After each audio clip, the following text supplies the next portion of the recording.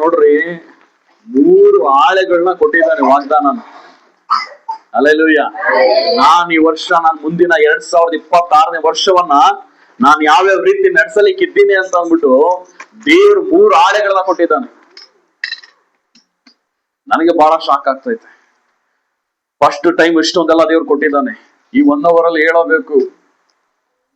Hallelujah.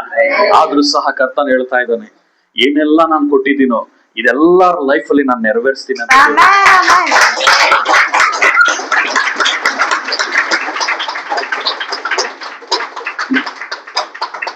Hallelujah, hallelujah.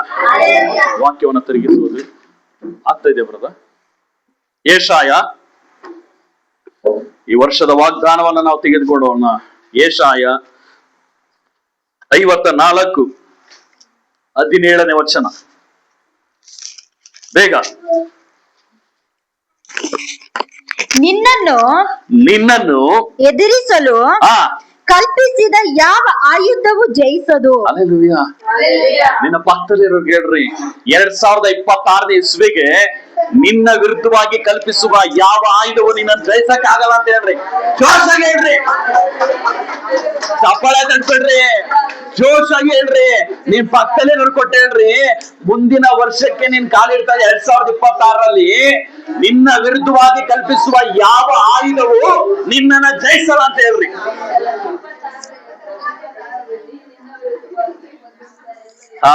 ಪಾತಾಗಿ hallelujah, hallelujah, hallelujah. ಹೇಳ್ಕಂತ ಹೋಗ್ಲಿ, ಪಕ್ಕದಲ್ಲಿರೋ ಕೈ ಹಿಡ್ಕೊಳ್ರಿ ಹೋಗ್ಲಿ. ಇದನ್ನ ಘೋಷಣೆ ಮಾಡ್ರಿ. ಆಗಿದ್ಯಾ? ಇದನ್ನ ಘೋಷಣೆ ಮಾಡ್ರಿ. ನಿನ್ನ ವಿರುದ್ಧವಾಗಿ ಕಲ್ಪಿಸುವ ಯಾವ ಆಯುಧವು ನಿನ್ನನ್ನು ಜಯಿಸಲ್ಲ. ಈ ವರ್ಷ ದೇವ್ರು ಕೊಡ್ತಾರೋ ಒಂದು ವಾಗ್ದಾನ. ಅಮ್ಮ ತಾಯಿ ನಮ್ಮವ್ವ, ನಾನ್ ನಿಮ್ಗೆ ಹೇಳ್ತಾ ಇದ್ದೀನಿ, ಅವ್ರಿಗೆ ನೀವ್ ಹೇಳ್ಬೇಡ್ರಿ. ಹಲ್ಲೆಲೂಯಾ. ಗಮನ ಇಟ್ಟು ಕೇಳ್ರಿ. ಬೈಬಲ್ ಯಾರನ್ನ ಒಬ್ರು ಓದ್ತಾರೆ, ನೀವು ಬರ್ಕಳ್ರಿ. ಈ ಒಂದು ವಾಕ್ಯಗಳನ್ನ ಪೂರ್ತಿಯಾಗಿ ಹೇಳೋದಕ್ಕಿಂತ ಮುಂಚಿತವಾಗಿ ಕೆಲವೊಂದು ದೇವರು ನನಗೆ ಕೆಲವೊಂದು ಪ್ರಕಟಣೆಗಳನ್ನ ಹೇಳಲ್ಪಡ್ತಾರೆ. ನನಗೆ 4 ಬಣ್ಣಗಳನ್ನ ತೋರಿಸ್ತಾರೆ ದರ್ಶನದಲ್ಲಿ ಪ್ರಾರ್ಥನೆ ಮಾಡುವಾಗ. ಅದು ಒಂದೊಂದು ಬಣ್ಣವು ಒಂದೊಂದು ಅರ್ಥವನ್ನ ಸೂಚಿಸಲ್ಪಡ್ತದೆ. ಏನಂತಂದ್ರೆ, ಗಮನ ಇಟ್ಟು ಕೇಳ್ರಿ ಸಹೋದರಿ ಸಹೋದರರೇ. ನಿಮ್ಮ ಜೀವಿತದಲ್ಲಿ 1ನೇ ಬಣ್ಣ ಹಸಿರು, 2ನೇ ಬಣ್ಣ ಬಿಳಿ ಬಣ್ಣ, 3ನೇ ಬಣ್ಣ ಪಿಂಕ್, 4ನೇ ಬಣ್ಣ ಸ್ಕೈ ಬ್ಲೂ. ಹಲ್ಲೆಲೂಯಾ. ಅರ್ಥ ಆಗ್ತಾ ಇದೆಯಾ? ಈ ಬಣ್ಣ ಮಾತ್ರ ದೇವ್ರು ತೋರಿಸಿದ್ರು. ಈ ತೋರ್ಸಾದ್ಮೇಲೆ ಇದ್ರ ಅರ್ಥವನ್ನ ಕಂಡಿಡಿ ಅಂತಂದ್ರು.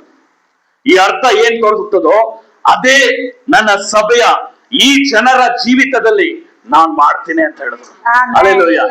ಈಗ ಹೇಳ್ಬೇಡ್ರಿ, ಅದ ಅರ್ಥ ಹೇಳಿದ್ಮೇಲೆ ಹೇಳ್ರಿ. ಮೊದಲನೇದು, ಹಸಿರು ಬಣ್ಣದ ಗುಣ ಏನಂದ್ರೆ, ಗುಣವತಿ ಆಗುವಂತ ಒಂದು ಸ್ತ್ರೀಯಾಗಿ ದೇವ್ರು ಮಾರ್ಪಡಿಸ್ತಾರೆ. ಪ್ರತಿಯೊಬ್ಬ ಸ್ತ್ರೀಯನ್ನ ಒಂದು ಗುಣವತಿಯಾಗಿ ದೇವ್ರು ಮಾರ್ಪಡಿಸ್ತಾರೆ. ಹಲ್ಲೆಲೂಯಾ. ಅದಾದ್ಮೇಲೆ ಈ ಹಸಿರು ಬಣ್ಣ ಒಂದು ಸೂಚನೆ ಏನ್ ಮಾಡ್ತದೆ ಅಂದ್ರೆ, ನೀವು ಸಿಗ್ನಲ್ ಅಲ್ಲಿ ನಿಂತ್ಕೊಳ್ತೀರಾ. ಎಲ್ಲಿ ನಿಂತ್ಕೊಳ್ತೀರಾ? ಸಿಗ್ನಲ್ ಅಲ್ಲಿ. ರೆಡ್ ಬಂದ್ರೆ ಏನ್ ಮಾಡ್ಬೇಕು? ಯೆಲ್ಲೋ ಬಂದ್ರೆ ಸ್ಟಡಿ ಆಗ್ಬೇಕು. ಗ್ರೀನ್, ನಿನ್ನ ಜೀವಿತದಲ್ಲಿ ಇಲ್ಲಿವರೆಗೂ ಸ್ಟಕ್ ಆದಂತ ಎಲ್ಲಾ ಕಾರ್ಯಗಳನ್ನ ದೇವ್ರು ಮುಂದಕ್ಕೆ ಕೊಡಿಸ್ತಾನೆ. ಹಲ್ಲೆಲೂಯಾ. ದೇವರು ಹಸಿರು ಬಣ್ಣದ ಕುರಿತಾಗಿ ಒಂದು ಸ್ಪಷ್ಟವಾದಂತ ಪ್ರಕಟಣೆ ಬಿಚ್ಚಿ ಹೇಳಿದಂತ ಕಾರ್ಯ ಏನಂದ್ರೆ, ನಿನ್ನ ಲೈಫ್ ಅಲ್ಲಿ ಈಗ ಇಲ್ಲಿವರೆಗೂ ರೆಡ್ ಸಿಗ್ನಲ್ ಬಿದ್ದಂತದ್ದು ಇದು 2026ನೇ ಇಸ್ವಿಗೆ ದೇವರು ಗ್ರೀನ್ ಸಿಗ್ನಲ್ ಕೊಡ್ತಾ ಇದ್ದಾರೆ. ಹೌದು. ನಿನ್ನ ಜೀವಿತದಲ್ಲಿ ಯಾವ್ದೆಲ್ಲ ಸ್ಟಕ್ ಆಗಿತ್ತು, ನಿನ್ನ ಜೀವಿತದಲ್ಲಿ ಯಾವ್ದೆಲ್ಲ ನಿನ್ನ ಆಶೀರ್ವಾದಗಳು ಹೊಂದಿಕೊಳ್ಳಲಿಕ್ಕೆ, ನೀನು ತಲುಪಬೇಕಾದ ಸ್ಥಳಕ್ಕೆ ಹೋಗ್ಲಿಕ್ಕೆ ಏನೆಲ್ಲ ತಡೆಯಿತು, ಕರ್ತನೇ ಇರ್ತಾ ಇದ್ದಾನೆ. ನಿನಗೆ ದೇವರು ಗ್ರೀನ್ ಸಿಗ್ನಲ್ ಕೊಟ್ಟಿದ್ದಾನೆ. ನಿನ್ನ ಲೈಫ್ ಅಲ್ಲಿ ಬದಲಾವಣೆಯ ವರ್ಷ 2026. ಹಲ್ಲೆಲೂಯಾ. ಆನ್ಲೈನ್ ಅಲ್ಲಿ ಕೇಳಿಸ್ತಾ ಇದೆಯಾ? ಸರಿಯಾಗಿ ಕೇಳಿಸ್ತಿಲ್ಲ.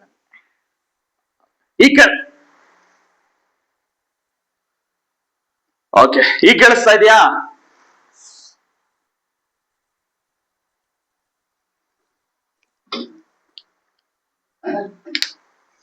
ಈಗ ಕೇಳಿಸ್ತಾ ಇದೆಯಾ?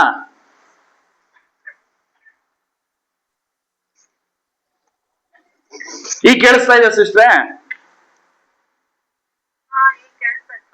Okay, hallelujah. ನೆಕ್ಸ್ಟ್ ಅದೇ ಒಂದು ಹಸಿರು ಬಣ್ಣದ ಒಂದು ಕಾರ್ಯ ಏನಂತಂದ್ರೆ ಇದು ಶಾಂತಿಯನ್ನ, ಸಮಾಧಾನ. ಶಾಂತಿ ಅಂತಂದ್ರೆ ನಿಮ್ದು ಹಳೆ ಲವರ್ ಯಾರು ಅವರಲ್ಲ, ಸಮಾಧಾನ. ಹಲ್ಲೆಲೂಯಾ. ಯಪ್ಪ, ನಾನು ಬಿಟ್ಟು ಬಂದಂತ ಶಾಂತಿ ನನಗ್ ಸಿಗ್ತಾಳ? ಅದೆಲ್ಲ ತಿಳ್ಕೊಳಕ್ ಹೋಗ್ಬೇಡ್ರಿ, ಆ ಶಾಂತಿ ಎಲ್ಲ ಸಿಗಲ್ಲ. ನಿನಗೆ ಪರಲೋಕದ ದೇವರು ಕೊಡುವ ಶಾಂತಿ ಸೇವೆ ಕೊಡ್ತಾನೆ, ಒಂದು ಸಮಾಧಾನ, ಮನಸ್ಸಿಗೆ ಒಂದು ನೆಮ್ಮದಿ. ಇಲ್ಲಿವರೆಗೂ ಬ್ರದರ್ ನನ್ನ ಮನಸ್ಸಿಗೆ ನೆಮ್ಮದಿನೇ ಇಲ್ಲ ಬ್ರದರ್. ಕರ್ತನ ಹೇಳ್ತಾ ಇದ್ದಾನೆ, ಈ 2026ನೇ ವರ್ಷ ನಿನ್ನ ಲೈಫ್ ಅಲ್ಲಿ ಊರೇನು ಮಾಡದಂತ ಒಂದು ದೊಡ್ಡ ನೆಮ್ಮದಿಯನ್ನ ದೇವರು ನಿನಗೆ ಕೊಡ್ತಾ ಇದ್ದಾನೆ. ಅಷ್ಟು ಮಾತ್ರ ಅಲ್ಲ, ನಿನ್ನ ಸಮೃದ್ಧಿ ಮತ್ತು ನಿನ್ನ ಅದೃಷ್ಟವನ್ನ ಈ ಒಂದು ಬಣ್ಣ ಸೂಚಿಸಲ್ಪಡ್ತದೆ. ಹಲ್ಲೆಲೂಯಾ. ಅದಾದ್ಮೇಲೆ ಇದು ಏನಂತಂದ್ರೆ ನಿನ್ನ ಲೈಫ್ ಅಲ್ಲಿ ತಡೆಗಳನ್ನ ಒಡೆದಾಕುವಂತ ಕಾರ್ಯ. ಈ ಹಸಿರು ಸಿಗ್ನಲ್ ಏನಂತಂದ್ರೆ ಒಂದು ಬಣ್ಣ ನಿನ್ನ ಲೈಫ್ ಅಲ್ಲಿ ಇಲ್ಲಿವರೆಗೂ ನೀನ್ ನಿಂತಿದ್ಯಾ, ಆದರೆ 2026 ನೀನ್ ಮುಂದೆ ಹೋಗ್ಲಿಕ್ಕಿದೀಯಾ. ಹಲ್ಲೆಲೂಯಾ. ಅಷ್ಟು ಮಾತ್ರ ಅಲ್ಲ, ನಿನ್ನ ಲೈಫ್ ಅಲ್ಲಿ ಭರವಸೆನೇ ಇಲ್ಲದಲೇ ಇರುವಂತ ನಿನ್ನ ಲೈಫ್ ಅಲ್ಲಿ ದೇವರು ಭರವಸೆನ ಕೊಡಲಿಕ್ಕಿದ್ದಾನೆ. ಹಲ್ಲೆಲೂಯಾ. ಕಷ್ಟದ ನಂತರ ಬರುವಂತ ಹೊಸ ಜೀವಿತದ ಭರವಸೆ ಈಗ 2026ನೇ ವರ್ಷದಲ್ಲಿ ನಿನ್ನ ಲೈಫ್ ಅಲ್ಲಿ, ಪ್ರತಿಯೊಬ್ಬೊಬ್ಬರ ಲೈಫ್ ಅಲ್ಲಿ ದೇವರು ಕೊಡ್ಲಿಕ್ಕಿದ್ದಾನೆ. Hallelujah, hallelujah. ಒಂದು ನವ ಚೈತನ್ಯ, ಒಂದು ಹೊಸ ಜೀವಿತ ಪ್ರಾರಂಭ ನಿನ್ನ ಲೈಫ್ ಅಲ್ಲಿ. ಎರಡನೇ ಬಿಳಿ ಬಣ್ಣ ಏನು ಸೂಚಿಸ್ತದೆ ಅಂತಂದ್ರೆ, ಇದು ಸಹ ಇದು 4 ಬಣ್ಣದಲ್ಲೂ ಒಂದು ವಿಭಿನ್ನವಾಗಿ ಹೇಳುವಂತದ್ದು ಏನಂದ್ರೆ ಸಂತೈಸುವಿಕೆ, ಪರಿಶುದ್ಧತೆ, ಶಾಂತಿ, ನೆಮ್ಮದಿ, ಈ ಪ್ರೀತಿ, ಈ ಕಾರ್ಯಗಳು ಕುರಿತಾಗಿದೆ. ಇದು ಪದೇ ಪದೇ 4 ಬಣ್ಣಗಳು ಸಹ ಸೂಚಿಸಲ್ಪಡ್ತದೆ. ಆದರೆ ಕೆಲವೊಂದು ಸಹ ಮಾತ್ರ ಇಲ್ಲಿ ಒಂದು ಪ್ರಾರಂಭ ಆಗ್ತದೆ ನೋಡ್ರಿ. ಈ ಒಂದು ಬಿಳಿ ಬಣ್ಣ ನೆನಪಲ್ಲಿ ಇಟ್ಕೊಳ್ರಿ, ಈ ಒಂದು ಬಿಳಿ ಬಣ್ಣ ಶುದ್ಧತೆ ಮತ್ತೆ ಶಾಂತಿ, ಹೊಸ ಪ್ರಾರಂಭವನ್ನ ಸೂಚಿಸುತ್ತದೆ. ಹಲ್ಲೆಲೂಯಾ. ಈಗ ಒಂದು ವೈಟ್ ಆಳೆ, ಏನು ಈಗ ಒಂದು ವೈಟ್ ಆಳೆ, ಈ ವೈಟ್ ಆಳೆ ಮೇಲೆ ಏನ್ ಮಾಡ್ತೀರಾ ನೀವು? ಏನೂ ಇಲ್ದಲಿರುವಂತ ಜೀವಿತದಲ್ಲಿ ದೇವರು ಒಂದು ಹೊಸ ಕಾರ್ಯದ ಚರಿತ್ರೆಯನ್ನ ದೇವರು ನಿಮ್ ಲೈಫ್ ಅಲ್ಲಿ ಬರೆಯಲಿಕ್ಕಿದ್ದಾನೆ. Hallelujah, hallelujah. ನಿನ್ನ ಲೈಫ್ ಅಲ್ಲಿ ಬ್ರದರ್, ನನ್ನ ಲೈಫ್ ಇನ್ನ ಮುಗ್ದಾಯ್ತು, ನನ್ನ ಜೀವಿತ ಇನ್ ಚರಿತ್ರೆ ಏನೂ ಇಲ್ಲ ಅಂತ ಅಂದ್ಕೊಂಡಂತ ನಿನ್ ಲೈಫ್ ಅಲ್ಲಿ ನೀನು ವೈಟ್ ಆಳೆ ಆಗಿದ್ಯಾ, ದೇವರು ನಿನ್ನ ಲೈಫಿನ ಕುರಿತಾಗಿ ಬರೆಯಲಿಕ್ಕಿದ್ದಾನೆ. ಹಿಂಗೆ ನಿನ್ ಲೈಫ್ ಅಲ್ಲಿ ನಡೀತದೆ, ಹಿಂಗೆ ನಡೀತದೆ, ಹಿಂಗೆ ಮಾಡ್ತೇನೆ ನೀನು. ಹಲ್ಲೆಲೂಯಾ. ಅದಾದ ಮೇಲೆ ಹೊಸ ಪ್ರಾರಂಭವನ್ನ ಒಂದು ಕಾಗದದ ಮೇಲೆ ಯಾವ ರೀತಿ ಒಂದು ಹೊಸ ಆಲೋಚನೆಗಳನ್ನ ಒಬ್ಬ ಕವಿ ಏನಾದ್ರೂ ಒಂದು ಯೋಚನೆ ಮಾಡಿದಾಗ, ಏನಾದ್ರೂ ಒಂದು ಕವಿತೆನ ಬರಿಬೇಕು ಅಂದ್ರೆ ಒಂದು ವೈಟ್ ಆಳೆ ಇಟ್ಕೊಂಡಿರ್ತಾನೆ, ಪಕ್ಕದಲ್ಲಿ ಒಂದು ಪೆನ್ ಇಟ್ಕೊಂಡಿರ್ತಾನೆ. ನಿನ್ನ ಲೈಫ್ ಅಲ್ಲಿ ಇಷ್ಟು ವರ್ಷಗಳು ದೇವರು ಏನ್ ಬರಿಬೇಕಾಗಿತ್ತು ಅದು ಬರಿದಲ್ಲೇ ಸ್ಟಾಪ್ ಆಗಿರುವಂತ ದೇವರು ಈ 2026ನೇ ವರ್ಷವನ್ನ ನಿನ್ನ ಖಾಲಿಯ ಪೇಪರ್ ಮೇಲೆ ದೇವರು ಬರೆಯಲಿಕ್ಕಿದ್ದಾನೆ.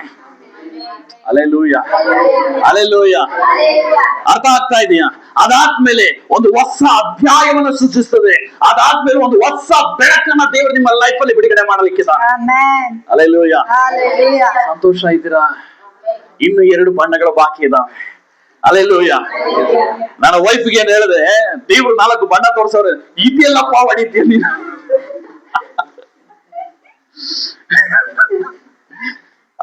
ಪೈಂಟ್ ಹೊಡಿಬೇಕ.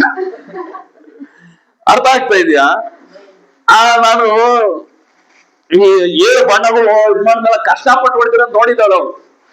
ಈ ನೋಡಿರೋದಕ್ಕೆ ಇನ್ನೂ 4 ಬಣ್ಣನ ಅದನ್ನ ಹೊಡಿಬೇಕಂತೆ. ಹಲ್ಲೆಲೂಯಾ. ಅದು ಅವಾಗಲೇ ಹೇಳ್ತೀನಿ ಬಿಡಮ್ಮ, ನಿನಗೆ ಈಗ ಹೇಳಲ್ಲ ನಾನು. ಪಿಂಕ್ ಕಲರ್ ಸಹ ಏನ್ ತೋರಿಸ್ತದೆ ಅಂದ್ರೆ ಒಂದು ಪ್ರೀತಿ, ಮೃದತ್ವ, ಶಾಂತಿಯ ಸಂಕೇತವನ್ನ ಇದು ತೋರಿಸಲ್ಪಡ್ತದೆ. ಅಂದ್ರೆ ನಿನ್ನನ್ನ ಇದುವರೆಗೂ ನಿನ್ನ ಕುಟುಂಬದವರು ಪ್ರೀತಿ ಮಾಡದಲ್ಲೇ ಬಿಟ್ಬಿಟ್ಟಿದಾರಲ್ಲ, ಆ ಪ್ರೀತಿಯನ್ನ ನೀನು ಈ ವರ್ಷ ಕಾಣ್ಲಿಕ್ಕಿದ್ಯಾ.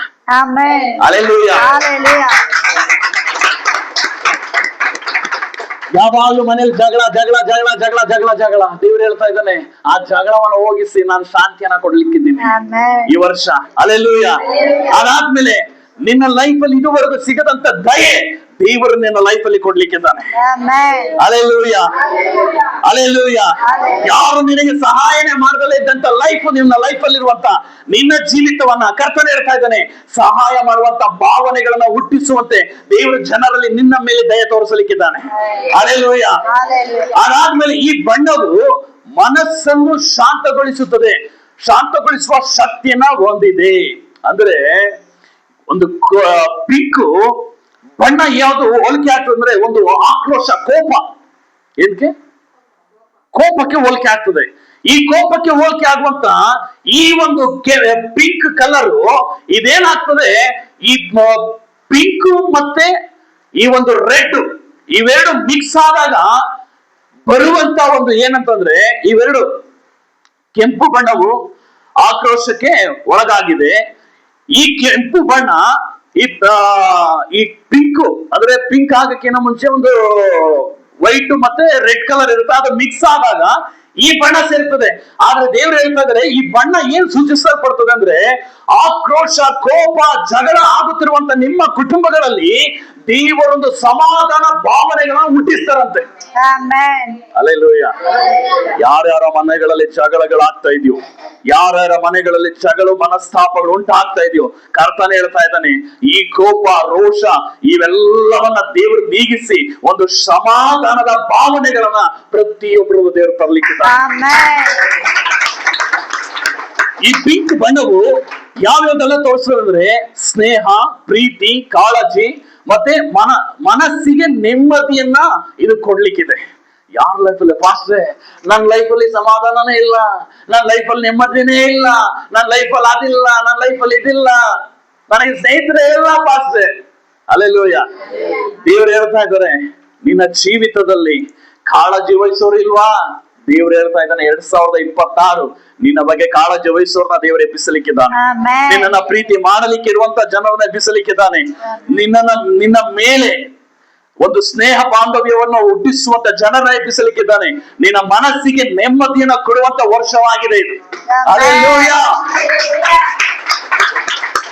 ಅದಾದ್ಮೇಲೆ ಸ್ಕೈ ಬ್ಲೂ ಅಂತಂದ್ರೆ ಈ ಬ್ಲೂ ಬರುತ್ತೆ. ಈ ಬ್ಲೂ ಅನ್ನ ದೇವ್ರು ತೋರಿಸಿದಾಗ ಅದ್ರ ಕುರಿತಾಗಿ ಏನ್ ಹೇಳ್ತದೆ ಅಂದ್ರೆ ಪ್ರಶಾಂತತೆ, ವಿಶಾಲತೆ ಮತ್ತು ಭರವಸೆಯ ಸಂಕೇತವಾಗಿದೆ. ಮತ್ತೆ ಇದು ಸಹ ಶಾಂತಿ, ನೆಮ್ಮದಿಯನ್ನ ನೀಡಲಿಕ್ಕಿದೆ. ಮನಸ್ಸಿನ ಒತ್ತಡವನ್ನ ಕಡಿಮೆ ಮಾಡ್ತದೆ. ಓ ಪಾಸ್ಟ್ರೆ, ಈ ಸಾಲ ಬಾಧೆ ನನ್ ಕೆಲ ತಡೆಯಕ್ ಆಗ್ತಾ ಇಲ್ಲ. ಓ ಪಾಸ್ಟ್ರೆ, ಇವರ ಮಾತುಗಳು ನನ್ ಕೆಲ ತಡೆಯಕ್ ಆಗ್ತಾ ಇಲ್ಲ. ನಿನ್ನ ಮನಸ್ಸಿನ ಒತ್ತಡ ಏನಿದೆಯಲ್ಲ, ಆ ಒತ್ತಡವನ್ನ ನೀಗಿಸಿ ದೇವರು ಶಾಂತಿ, ಸಮಾಧಾನವನ್ನು ಕೊಡ್ಲಿಕ್ಕಿದ್ದಾರೆ. Hallelujah, hallelujah. ಗಮನ ಇಟ್ಟು ಕೇಳ್ರಿ, ನನ್ನ ಹತ್ರ ನೋಡ್ರಿ. ಅದಾದ್ಮೇಲೆ ಯಾರ್ಯಾರು ಲೈಫ್ ಅಲ್ಲಿ ಗೊಂದಲಗಳು ಸ್ಟಾರ್ಟ್ ಆಗಿದೆಯೋ 2026ಕ್ಕೆ ನಿಮ್ಮ ಗೊಂದಲಗಳನ್ನೆಲ್ಲ ದೇವರು ತೆಗೆಯಲಿಕ್ಕಿದ್ದಾನೆ. ಹಲ್ಲೆಲೂಯ. ಅದಾದ್ಮೇಲೆ ನೆಕ್ಸ್ಟ್ ಈ ಒಂದು ಸ್ಕೈ ಬ್ಲೂವಿನ ಒಂದು ಕಾರ್ಯ ಏನಂತಂದ್ರೆ ಸತ್ಯವನ್ನು ಹೇಳುವ ಮತ್ತು ಇತರರನ್ನು ಅರ್ಥ ಮಾಡಿಕೊಳ್ಳುವ ಸಾಮರ್ಥ್ಯವನ್ನ ದೇವರು ನಿಮಗೆ ಕೊಡ್ತಾನೆ. ಹಲ್ಲೆಲೂಯ. ನನ್ನ ನೋಡ್ರಿ, ಈ ಅರ್ಥ ಏನ್ ಸೂಚಿಸ್ತದಂದ್ರೆ ನಿನ್ನ ಕೈಲಿ ಇವ್ರನ್ನ ಅರ್ಥನೇ ಮಾಡ್ಕೊಳಕ್ ಆಗಲ್ವೇ, ಇವ್ರು ಏನಪ್ಪ, ಇವ್ರು ಹೆಂಗಪ್ಪ ಅರ್ಥ ಮಾಡ್ಕೊಳ್ಳೋದು ಅಂತ ಯೋಚನೆ ಮಾಡ್ತಾ ಇದೀರಲ್ಲ, ದೇವ್ರು ಹೇಳ್ತಾ ಇದ್ದಾನೆ, ಈ ಅರ್ಥ ಮಾಡಿಕೊಳ್ಳುವಂತ ಸಾಮರ್ಥ್ಯ, ಜ್ಞಾನವನ್ನ ದೇವರು ನಿನ್ನ ಮೇಲೆ ಈ ಕ್ಷಣದಲ್ಲೇ ಬಿಡುಗಡೆ ಮಾಡ್ತಾ ಇದ್ದಾನೆ. ಇದು ಸಹ ಏನ್ ಸೂಚಿಸ್ತದೆ ಅಂದ್ರೆ ಹೊಸ ಆರಂಭ ಮತ್ತೆ ಬೆಳವಣಿಗೆ. ಬೆಳಕಿನಲ್ಲಿ ಆಕಾಶ ಬಣ್ಣವು ಹೊಸ ದಿನದ ಪ್ರಾರಂಭವನ್ನ ಸೂಚಿಸುತ್ತದೆ. ಅದೇ ರೀತಿಯಾಗಿ ನಿನ್ನ ಜೀವಿತದಲ್ಲಿ ಹೊಸ ಪ್ರಾರಂಭವನ್ನ ದೇವರು ಪ್ರಾರಂಭ ಮಾಡಲಿಕ್ಕಿದ್ದಾನೆ. ಹಲ್ಲೆಲೂಯ. ನಿನ್ನ ಲೈಫ್ ಅಲ್ಲಿ ನಂಬಿಕೆ ಇಲ್ಲದಲ್ಲಿರುವಂತವ್ರ ಲೈಫ್ ಅಲ್ಲಿ ನಂಬಿಕೆಯನ್ನ, ಶಾಂತಿ, ಸಮಾಧಾನ ಇಲ್ಲದಲ್ಲಿರುವ ಲೈಫ್ ಅಲ್ಲಿ ಸಮಾಧಾನವನ್ನ, ಇದು ಯಾವ ರೀತಿ ಅಂದ್ರೆ ಮಿತಿ ಇಲ್ಲದಂತೆ ದೇವರು ನಿಮ್ಮ ಮೇಲೆ ಬಿಡುಗಡೆ ಮಾಡ್ತಾ ಇದ್ದಾನೆ. Hallelujah, hallelujah. ಕರ್ತನು ನೋಡ್ರಿ, ಈ 4 ಬಣ್ಣದ ಕುರಿತಾಗಿ ಯಾವ ರೀತಿ ವಿಚಾರವಾಗಿ ಇನ್ನ ಬೇರೆ ಎಷ್ಟಂದ್ರೆ ಹಿಂಗ ಪ್ರಾರ್ಥನೆ ಮಾಡ್ತಾ ಇದ್ದೀನಿ 4 ದಿನ. ದೇವ್ರು ಹೇಳ್ತಾರೆ, ನಾನು 6 ದಿನಕ್ಕೆ ಮುಂಚೆನೆ ದೇವರ ಸಮ್ಮುಖದಲ್ಲಿ 6 ದಿನ ದೇವರ ಸಮ್ಮುಖದಲ್ಲಿ ಕುಂತು ಪ್ರಾರ್ಥನೆ ಮಾಡೋಣ ಹಂಗೆ ಹೇಗೆ ಅಂತ ಬರ್ತೀನಿ. ಸ್ಟಾರ್ಟಿಂಗ್ ಮೊದಲೇ ದಿನ ಬಂದಾಗ ದೇವರು ಈಗ ಮೊಣಕಾಲು ಹಾಕಿ ಹಿಂಗ್ ಕೂತ್ಕೊಳ್ತೀನಿ. ಕೂತ್ಕೊಂಡಾಗ ದೇವರ ಆತ್ಮರು ಹೇಳ್ತಾರೆ, ನೀನು 3 ದಿನಗಳು ಪಾಪ ಕ್ಷಮಾಪಣೆಗಳನ್ನ ನೀನು ಮಾಡ್ಬೇಕಾಗ್ತದೆ. 3 ದಿನಗಳು ಸತತವಾದ ಉಪವಾಸವಿದ್ದು ಅನಂತರ ನೀನು ಮಾಡೋ ಅಂತ ಹೇಳ್ತಾರೆ. ನಾನು 3 ದಿನಗಳ ಉಪವಾಸವಿದ್ದು ನನ್ನ ಪಾಪ ಅರ್ಕೆಗಳನ್ನ ಮಾಡಿ ಮುಂದಿನ ಜೀವಿತಕ್ಕಾಗಿ ನನ್ನನ್ನು ಅರ್ಕೆ ಮಾಡಿದಾಗ 4ನೇ ದಿನಕ್ಕೆ ಬಂದು ಇಲ್ಲಿ ಕೂತ್ಕೊಳ್ತೀನಿ. ಮಧ್ಯಾಹ್ನದ ವೇಳೆಯಲ್ಲಿ ಈ ಎಲ್ಲಾ ಕಾರ್ಯಗಳ ಕುರಿತಾಗಿ ದೇವ್ರು ಮಾತಾಡ್ತಾನೆ. ಹಲ್ಲೆಲೂಯಾ. ಪಾಪದ ಅರ್ಕೆ ಆಯ್ತು, ದೇವ್ರ ಮುಂದೆ ತಿಳಿಸ್ಬೇಕಾದಂತ ಕಾರ್ಯವನ್ನು ದೇವ್ರು ತಿಳಿಸ್ತಾ. ನಿನ್ನ ಜೀವಿತದಲ್ಲಿ ಏನೆಲ್ಲ ಇವತ್ತು ಹೇಳಿದಾರೋ, ಏನೆಲ್ಲ ನೀವು ಕೇಳಿದಿರೋ ಅದೆಲ್ಲವೂ ನಿನ್ನ ಲೈಫ್ ಅಲ್ಲಿ ಮುಂದಿನ ವರ್ಷದಲ್ಲಿ ನಡೆಯಲಿಕ್ಕಿದೆ. Hallelujah, hallelujah. ಘೋಷಣೆ ಮಾಡ್ರಿ, ನಾನು ಈಗ ಕೇಳಿದಂತ ಎಲ್ಲಾ ಮಾತುಗಳು ನನ್ನ ಜೀವಿತದಲ್ಲಿ ನೆರವೇರ್ತದಂತ ಘೋಷಣೆ ಮಾಡ್ರಿ. ಘೋಷಣೆ ಅಂದ್ರೇನು? ಶಬ್ದವಾಗಿ ಹೇಳಿ ನಿನ್ನನ್ನ ನೀನು ನುಡಿದಿಕೋ, ಹೇಳೋದನ್ನ ನಂಬಿ, ಯೇಸುವೆ ನಾನು ಇದನ್ನ ನಂಬ್ತಾ ಇದ್ದೀನಿ, ಇದು ನನ್ನ ಜೀವಿತದಲ್ಲಿ ನೆರವೇರ್ತದೆ, ಇದು ನನ್ನ ಜೀವಿತದಲ್ಲಿ ನಡೀತದೆ ಅಂತ ಘೋಷಣೆ ಮಾಡ್ರಿ. ಹೇಳ್ರಿ ಬಾಯ್ ತೆರೆದು.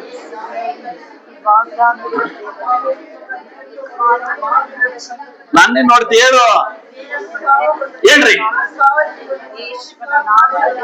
ಹಲ್ಲೆಲೂಯಾ. ಓಕೆ, ಇಲ್ಲಿ ಗಮನಿಸ್ರಿ. ಯೆಶಾಯ 54:17 ವಚನ ಇನ್ನೊಂದ್ಸಲ ಹೇಳ್ರಿ, ಓದ್ರಿ.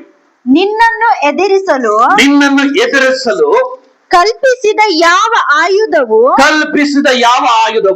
ಜಯಿಸದು. ದೇವರು ಹೇಳ್ತಾ ಇದ್ದಾನೆ, ಈ ಒಂದು ವಾಗ್ದಾನ ನಾನು ಪ್ರಾರ್ಥನೆಯಲ್ಲಿ ಕೂತಿರ್ಬೇಕಾದಾಗ ಕರ್ತನು ನನ್ನ ಹೃದಯದಲ್ಲಿ ಮುಂದಿನ ವರ್ಷದ ವಾಗ್ದಾನವನ್ನ ಈ ಜಸ್ಟ್ ಒಂದು ಲೈನ್ ಅನ್ನ ಹೇಳ್ತಾನೆ. ಇದು ವಾಕ್ಯವನ್ನ ಕೇಳಿದೀನಿ, ಬೈಬಲ್ ಅಲ್ಲಿ ಎಲ್ಲಿದೆ ಅಂತ ಗೊತ್ತಾಗ್ತಾ ಇಲ್ಲ, ಎಲ್ಲಪ್ಪ ಇದೆ ದೇವ್ರ ಇದು ಅಂತ ದೇವ್ರ ಹತ್ರ ಕೇಳ್ಬೇಕಾದ ಚೆಕ್ ಮಾಡ್ತಾ ಇದ್ದೀನಿ. ಆಗ ದೇವರ ಆತ್ಮರು ಯೆಶಾಯ ಬರೆದ ಪ್ರವಾದನೆ ಗ್ರಂಥ 54:17 ಇಟ್ಟಿದ್ದಾನೆ. Hallelujah, hallelujah. ಈ ವಾಕ್ಯವನ್ನ ಓದಿದಾಗ ಕರ್ತನು ಹೇಳ್ತಾ ಇದ್ದಾನೆ, ಇಷ್ಟು ವರ್ಷಗಳು ನಿನ್ನ ವಿರುದ್ಧವಾಗಿ ಮಾಟ ಮಂತ್ರಗಳು, ಇಷ್ಟು ವರ್ಷಗಳು ನಿನ್ನ ವಿರುದ್ಧವಾಗಿ ಸೈತಾನನ ಕಾರ್ಯಗಳು, ಇಷ್ಟು ವರ್ಷ ನಿನ್ನ ವಿರುದ್ಧವಾಗಿ ಕಾರ್ಯ ಮಾಡಿದ ಎಲ್ಲ ಸರ್ಪದ ಬಲಗಳನ್ನ, ಇಷ್ಟು ವರ್ಷ ನಿನ್ನ ವಿರುದ್ಧವಾಗಿ ಕಲ್ಪಿಸಿದಂತ ಮನುಷ್ಯರ ಮೂಲಕವಾಗಿ ಕಲ್ಪಿಸಿದಂತ ಎಲ್ಲಾ ಕೇಡುಗಳನ್ನ ದೇವರು ಹೇಳ್ತಾ ಇದ್ದಾನೆ, ಇನ್ನು ಮುಂದೆ ಅವ್ ಯಾವ ನಿನ್ನ ಜಯಿಸಲಿಕ್ಕಾಗಲ್ಲ, ನೀನದು ಜಯಿಸ್ತೀಯ. Hallelujah, hallelujah. ಇದು ಯಾವ ರೀತಿ ಅಂತಂದ್ರೆ, ಕೆಲವೊಂದು ವಾಕ್ಯವನ್ನ ನಾನು ಹಾಗೆ ನಿಮ್ಗೆ ಹೇಳ್ತೀನಿ, ಅದನ್ನ ನೀವು ನೋಟ್ ಮಾಡ್ಕೊಳ್ರಿ. ಇದ್ರಲ್ಲಿ ಏನ್ ಹೇಳ್ತಂದ್ರೆ, 1 ಸಾಮುವೇಲ 18:17 1 ಸಾಮುವೇಲ 19:9 ಏನ್ ಹೇಳ್ತಂದ್ರೆ, ದಾವೀದನ ವಿರುದ್ಧವಾಗಿ. ಇಲ್ಲಿ ಗಮನಿಸ್ರಿ 1 ಸಾಮುವೇಲ 18:17 1 ಸಾಮುವೇಲ 19:9 ಹೇಳ್ತದೆ, ದಾವೀದನನ್ನ ಕೊಲ್ಲಬೇಕೆಂಬುದಾಗಿ ಸೌಲ ಏನ್ ಮಾಡ್ತಾನೆ, ಈಟಿಯನ್ನ ಬರ್ಜಿಯನ್ನು ತನ್ನಿಗೆ ಎಸೆತಾನೆ. Hallelujah, hallelujah. ಎಸೆದ ತಕ್ಷಣ ದೇವರು ಅವನ ಸಂಗಡ ಇದ್ದ ನಿಮಿತ್ತವಾಗಿ ಅವನು ಅದು ಎಷ್ಟಂತ ಅಂದ್ರೆ ಅವನ ಒಳಗಡೆ ಇದೊಂದು ವಾಕ್ಯವನ್ನು ಮಾತ್ರ ಓದ್ಕೊಳ್ಳೋಣ. ತೆಗಿರಿ 1 ಸಾಮುವೇಲ 18 ಬೇಗ ಟೈಮ್ ಇಲ್ಲ.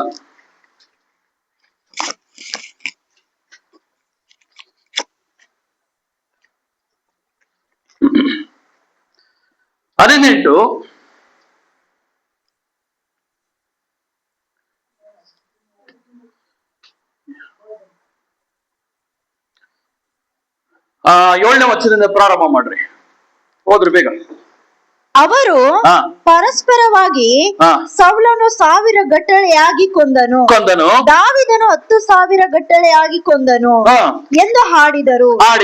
ಈ ಮಾತುಗಳ ದೆಸೆಯಿಂದ ಸೌಲನಿಗೆ ಬಹು ವ್ಯಸನವು ಕೋಪವು ಉಂಟಾಗಿ ಅವನು ದಾವೀದನು 10,000 ಗಟ್ಟಳೆಯಾಗಿ ಕೊಂದನೆಂದು 1000 ಗಟ್ಟಳೆಯಾಗಿ ಕೊಂದನೆಂದು ಹಾಡುತ್ತಾರಲ್ಲ, ರಾಜತ್ವದ ಹೊರತು ಅವನಿಗೆ ಇನ್ನೇನು ಕಡಿಮೆಯಾದ ಹಾಗಾಯಿತು ಅಂದುಕೊಂಡು ಅಂದಿನಿಂದ ಅವನ ಮೇಲೆ ಕಣ್ಣಿಟ್ಟನು. ಅಂದ್ರೆ ಹೊಟ್ಟೆ ಕಿಚ್ಚವನಿಗೆ ಬಂತು.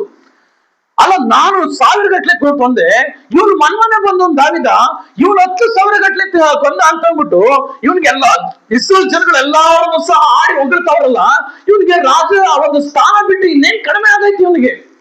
ಆ ರೀತಿಯಾಗಿ ಅವ್ನು ಯೋಚನೆ ಮಾಡಿ ಏನ್ ಮಾಡ್ತಾನೆ, ಅವನ ಮೇಲೆ ಒಂದು ಕಣ್ಣು ಇಡ್ತಾನೆ. ಯಾವ ಕಣ್ಣು? ಹೊಟ್ಟೆ ಕಿಚಿನ ಕಣ್ಣು. ಆ ಕಣ್ಣು ಯಾವ ರೀತಿ ಆಗ್ತೈತೆ, ಇವನನ್ನ ಕೊಲೆ ಮಾಡ್ಬೇಕು ಅನ್ನುವಂತ ಒಂದು ದೃಷ್ಟಿಯಾಗಿ ಬದಲಾವಣೆ ಆಗ್ತೈತೆ ನೋಡ್ರಿ. ಅದಾದ್ಮೇಲೆ ಯಾವ ರೀತಿ ಅವನಿಗೆ ಬರ್ತದೆ, ಮರುದಿನ ದೇವರಿಂದ ಕಳಿಸಲ್ಪಟ್ಟ ದುರಾತ್ಮವು ಸೌಲನ ಮೇಲೆ ಬಂದದ್ದರಿಂದ ಅವನು ಬುದ್ಧಿಗೆಟ್ಟು ಮನೆಯೊಳಗೆ ಕೂತಿದ್ದನು. ಪ್ರಿಯ ಸಹೋದರ ಸಹೋದರಿ, ಅರ್ಥ ಮಾಡ್ಕೊಳ್ರಿ. ಒಬ್ಬ ಅಭಿಷಕ್ತನ ಮೇಲೆ, ಒಬ್ಬ ಪ್ರವಾದಿಯ ಮೇಲೆ, ಒಬ್ಬ ಸೇವಕನ ಮೇಲೆ ನಾವು ಏನೇ ಒಂದು ವಿರುದ್ಧವಾಗಿ ನಿಲ್ಲುವುದಾದರೂ ಅದು ಒಂದು ದುರಾತ್ಮನ ನಿನ್ನ ಒಳಗಡೆ ಬಂದಾಗ ಮಾತ್ರನೇ. ಅರ್ಥ ಆಗ್ತಾ ಇದೆ ನಾನು ಹೇಳ್ತಾ ಇರೋದು? ನೋಡ್ರಿ ಮುಂದಿನ ವಾಕ್ಯ, ಅವನು ಬುದ್ಧಿಗೆಟ್ಟು ಮನೆಯೊಳಗೆ ಕುಂತಿರ್ತಾನಂತೆ. ಮುಂದೆ ಅವನ ಕೈಯಲ್ಲಿ ಒಂದು ಈಟಿ ಇತ್ತು. ದಾವೀದನು ಕ್ರಮದ ಪ್ರಕಾರ ಕಿನ್ನರಿಯನ್ನು ಬಾರಿಸುತ್ತಾ ಇದ್ದನು. ಬಾರಿಸ್ತಾ ಇದ್ದಾನೆ. ಆಗ ಸೌಲನು ದಾವೀದನನ್ನು ಗೋಡೆಗೆ ಹತ್ತಿಕೊಳ್ಳುವ ಹಾಗೆ ಹಂಗೆ ಕಚ್ಕೊಳ್ಳೋ ರೀತಿಯಲ್ಲಿ ಎಸಬೇಕಂತ ಪ್ಲಾನ್ ಮಾಡ್ತಾನೆ, ಎಸಿತಾನೆ. ತಿವಿಯುವನೆಂದುಕೊಂಡು ಈಟಿಯನ್ನು ಎಸೆದನು. ದಾವೀದನು 2 ಸಾರಿ ತಪ್ಪಿಸಿಕೊಂಡನು. 2 ಸಾರಿ ತಪ್ಪಿಸಿಕೊಳ್ತಾ ಇದ್ದಾನೆ. ಯಾಕೆ? ಮುಂದೆ ನೋಡ್ರಿ. ಯೆಹೋವನು ಸೌಲನನ್ನು ಬಿಟ್ಟು ದಾವೀದನ ಸಂಗಡ ಇದ್ದದ್ದರಿಂದ ಸೌಲನು ದಾವೀದನಿಗೆ ಭಯಪಟ್ಟು ಅವನನ್ನು ತನ್ನ ಸಾನ್ನಿಧ್ಯ ಸೇವೆಯಿಂದ ತಪ್ಪಿಸಿ ಸೈನ್ಯದಲ್ಲಿ ಸಹಸ್ರಾಧಿಪತಿಯನ್ನಾಗಿ ನೇಮಿಸಿದನು. ಹಲ್ಲೆಲೂಯಾ. ಒಬ್ಬ ವ್ಯಕ್ತಿ ಒಂದು ಕೇಡಿನಿಂದ ಬಚಾವಾಗಬೇಕು ಅಂದ್ರೆ ದೇವರು ನಿನ್ ಜೊತೆ ಇದ್ರೆ ಮಾತ್ರನೇ. ಅರ್ಥ ಆಗ್ತಾ ಇದೆಯಾ? ಇವತ್ತು ದಾವೀದನ ಸಂಗಡ ಈಗ ಯೋಚನೆ ಮಾಡ್ರಿ. ಈಗ ಕುಂತಿದ್ದೀರಾ, ಈಗ ನೀವು ಕುಂತಿದ್ದೀರಾ, ಈಗ ನಾವು ಬರ್ಜಿಂದಾಗ ನಿಮ್ಗೆ ಎಷ್ಟಾಗ ನಿಮಗ್ ನಾಟಕ ಅಂತದ ಇಲ್ವೋ? ಅಲ್ವರ? ನೀವೆಲ್ಲಿ ತಪ್ಪಿಸ್ಕೊಳಕ್ ಸಾಧ್ಯ ಆಗಲ್ಲ. ಇಲ್ಲೇ ಇರ್ಬೇಕಾದಾಗ ಎಲ್ಲ ಆಗ್ತದೆ. ಆದ್ರೆ ದೇವರು ಅವನ ಸಂಗಡ ಇದ್ದಿದ್ರಿಂದ ಅವನ್ ಎಷ್ಟಂತ, ಅದಕ್ಕೆ ದೇವರು ಹೇಳ್ತಾ ಇದ್ದಾರೆ, ನಿನ್ನ ವಿರುದ್ಧವಾಗಿ ಕಲ್ಪಿಸುವ ಯಾವ ಆಯುಧವು ಜಯಿಸಲ್ಲ ಅಂತ. ಅದಕ್ಕೇನೆ ದೇವರ ವಾಕ್ಯ ಹೇಳ್ತಾ ಇರೋದು. ನಿನ್ನ ವಿರುದ್ಧವಾಗಿ ಒಬ್ಬ ಮನುಷ್ಯ ಆಗಿರ್ಬೋದು, ನಿನ್ನ ವಿರುದ್ಧವಾಗಿ ಒಂದು ದುಷ್ಟ ಆಗಿರ್ಬೋದು, ನಿನ್ನ ವಿರುದ್ಧವಾಗಿ ಒಂದು ಮಾಟ ಮಂತ್ರ ಆಗಿರ್ಬೋದು, ನಿನ್ನ ವಿರುದ್ಧವಾಗಿ ಯಾವುದೇ ಆಗಿರ್ಬೋದು, ಕೇಳನ್ನ ಮಾಡ್ಬೇಕು, ಬಾಧೆಗಳನ್ನ ತರಬೇಕು ಎಂಬುದಾಗಿ, ಬಾಧಿಸಲ್ಪಡ್ಬೇಕು ಎಂಬುದಾಗಿ ಅಂದುಕೊಂಡು ನಿನ್ನ ಮೇಲೆ ಬೀಳ್ಬೇಕು ಅಂತ ಬಂದ್ರು ಕರ್ತನ ವಾಕ್ಯ ಹೇಳ್ತಾ ಇದೆ, ಘೋಷಣೆ ಮಾಡಿ ಹೇಳ್ರಿ, ನನ್ನ ವಿರುದ್ಧವಾಗಿ ಮುಂದೆ ಕಲ್ಪಿಸುವ ಯಾವ ಆಯುಧವನ್ನು ನನ್ನನ್ನು ತಾಕೋದಿಲ್ಲ. Hallelujah, hallelujah. ನೋಡ್ರಿ 14ನೇ ವಚನ ಹೇಳ್ತದೆ, ಯೆಹೋವನು ಇವನ ಸಂಗಡ ಇದ್ದಿದ್ದರಿಂದ ಎಲ್ಲಾ ಕಾರ್ಯಗಳಲ್ಲಿ ಇವನು ವಿವೇಕದಿಂದ ನಡೆದುಕೊಳ್ತಿದ್ದಂತೆ. ಹಲ್ಲೆಲೂಯಾ. ನಿನ್ನ ಜೀವಿತ ದೇವರು ನಿನ್ನ ಸಂಗಡ ಇದ್ರೇನೆ ವಿವೇಕದಿಂದ ನಡೆಯಲಿಕ್ಕೆ ಸಾಧ್ಯ. ದೇವರು ನಿನ್ನ ಸಂಗಡ ಇಲ್ಲ ಅಂದ್ರೆ ವಿವೇಕದಿಂದ ನಡೆಯಲಿಕ್ಕಾಗಲ್ಲ.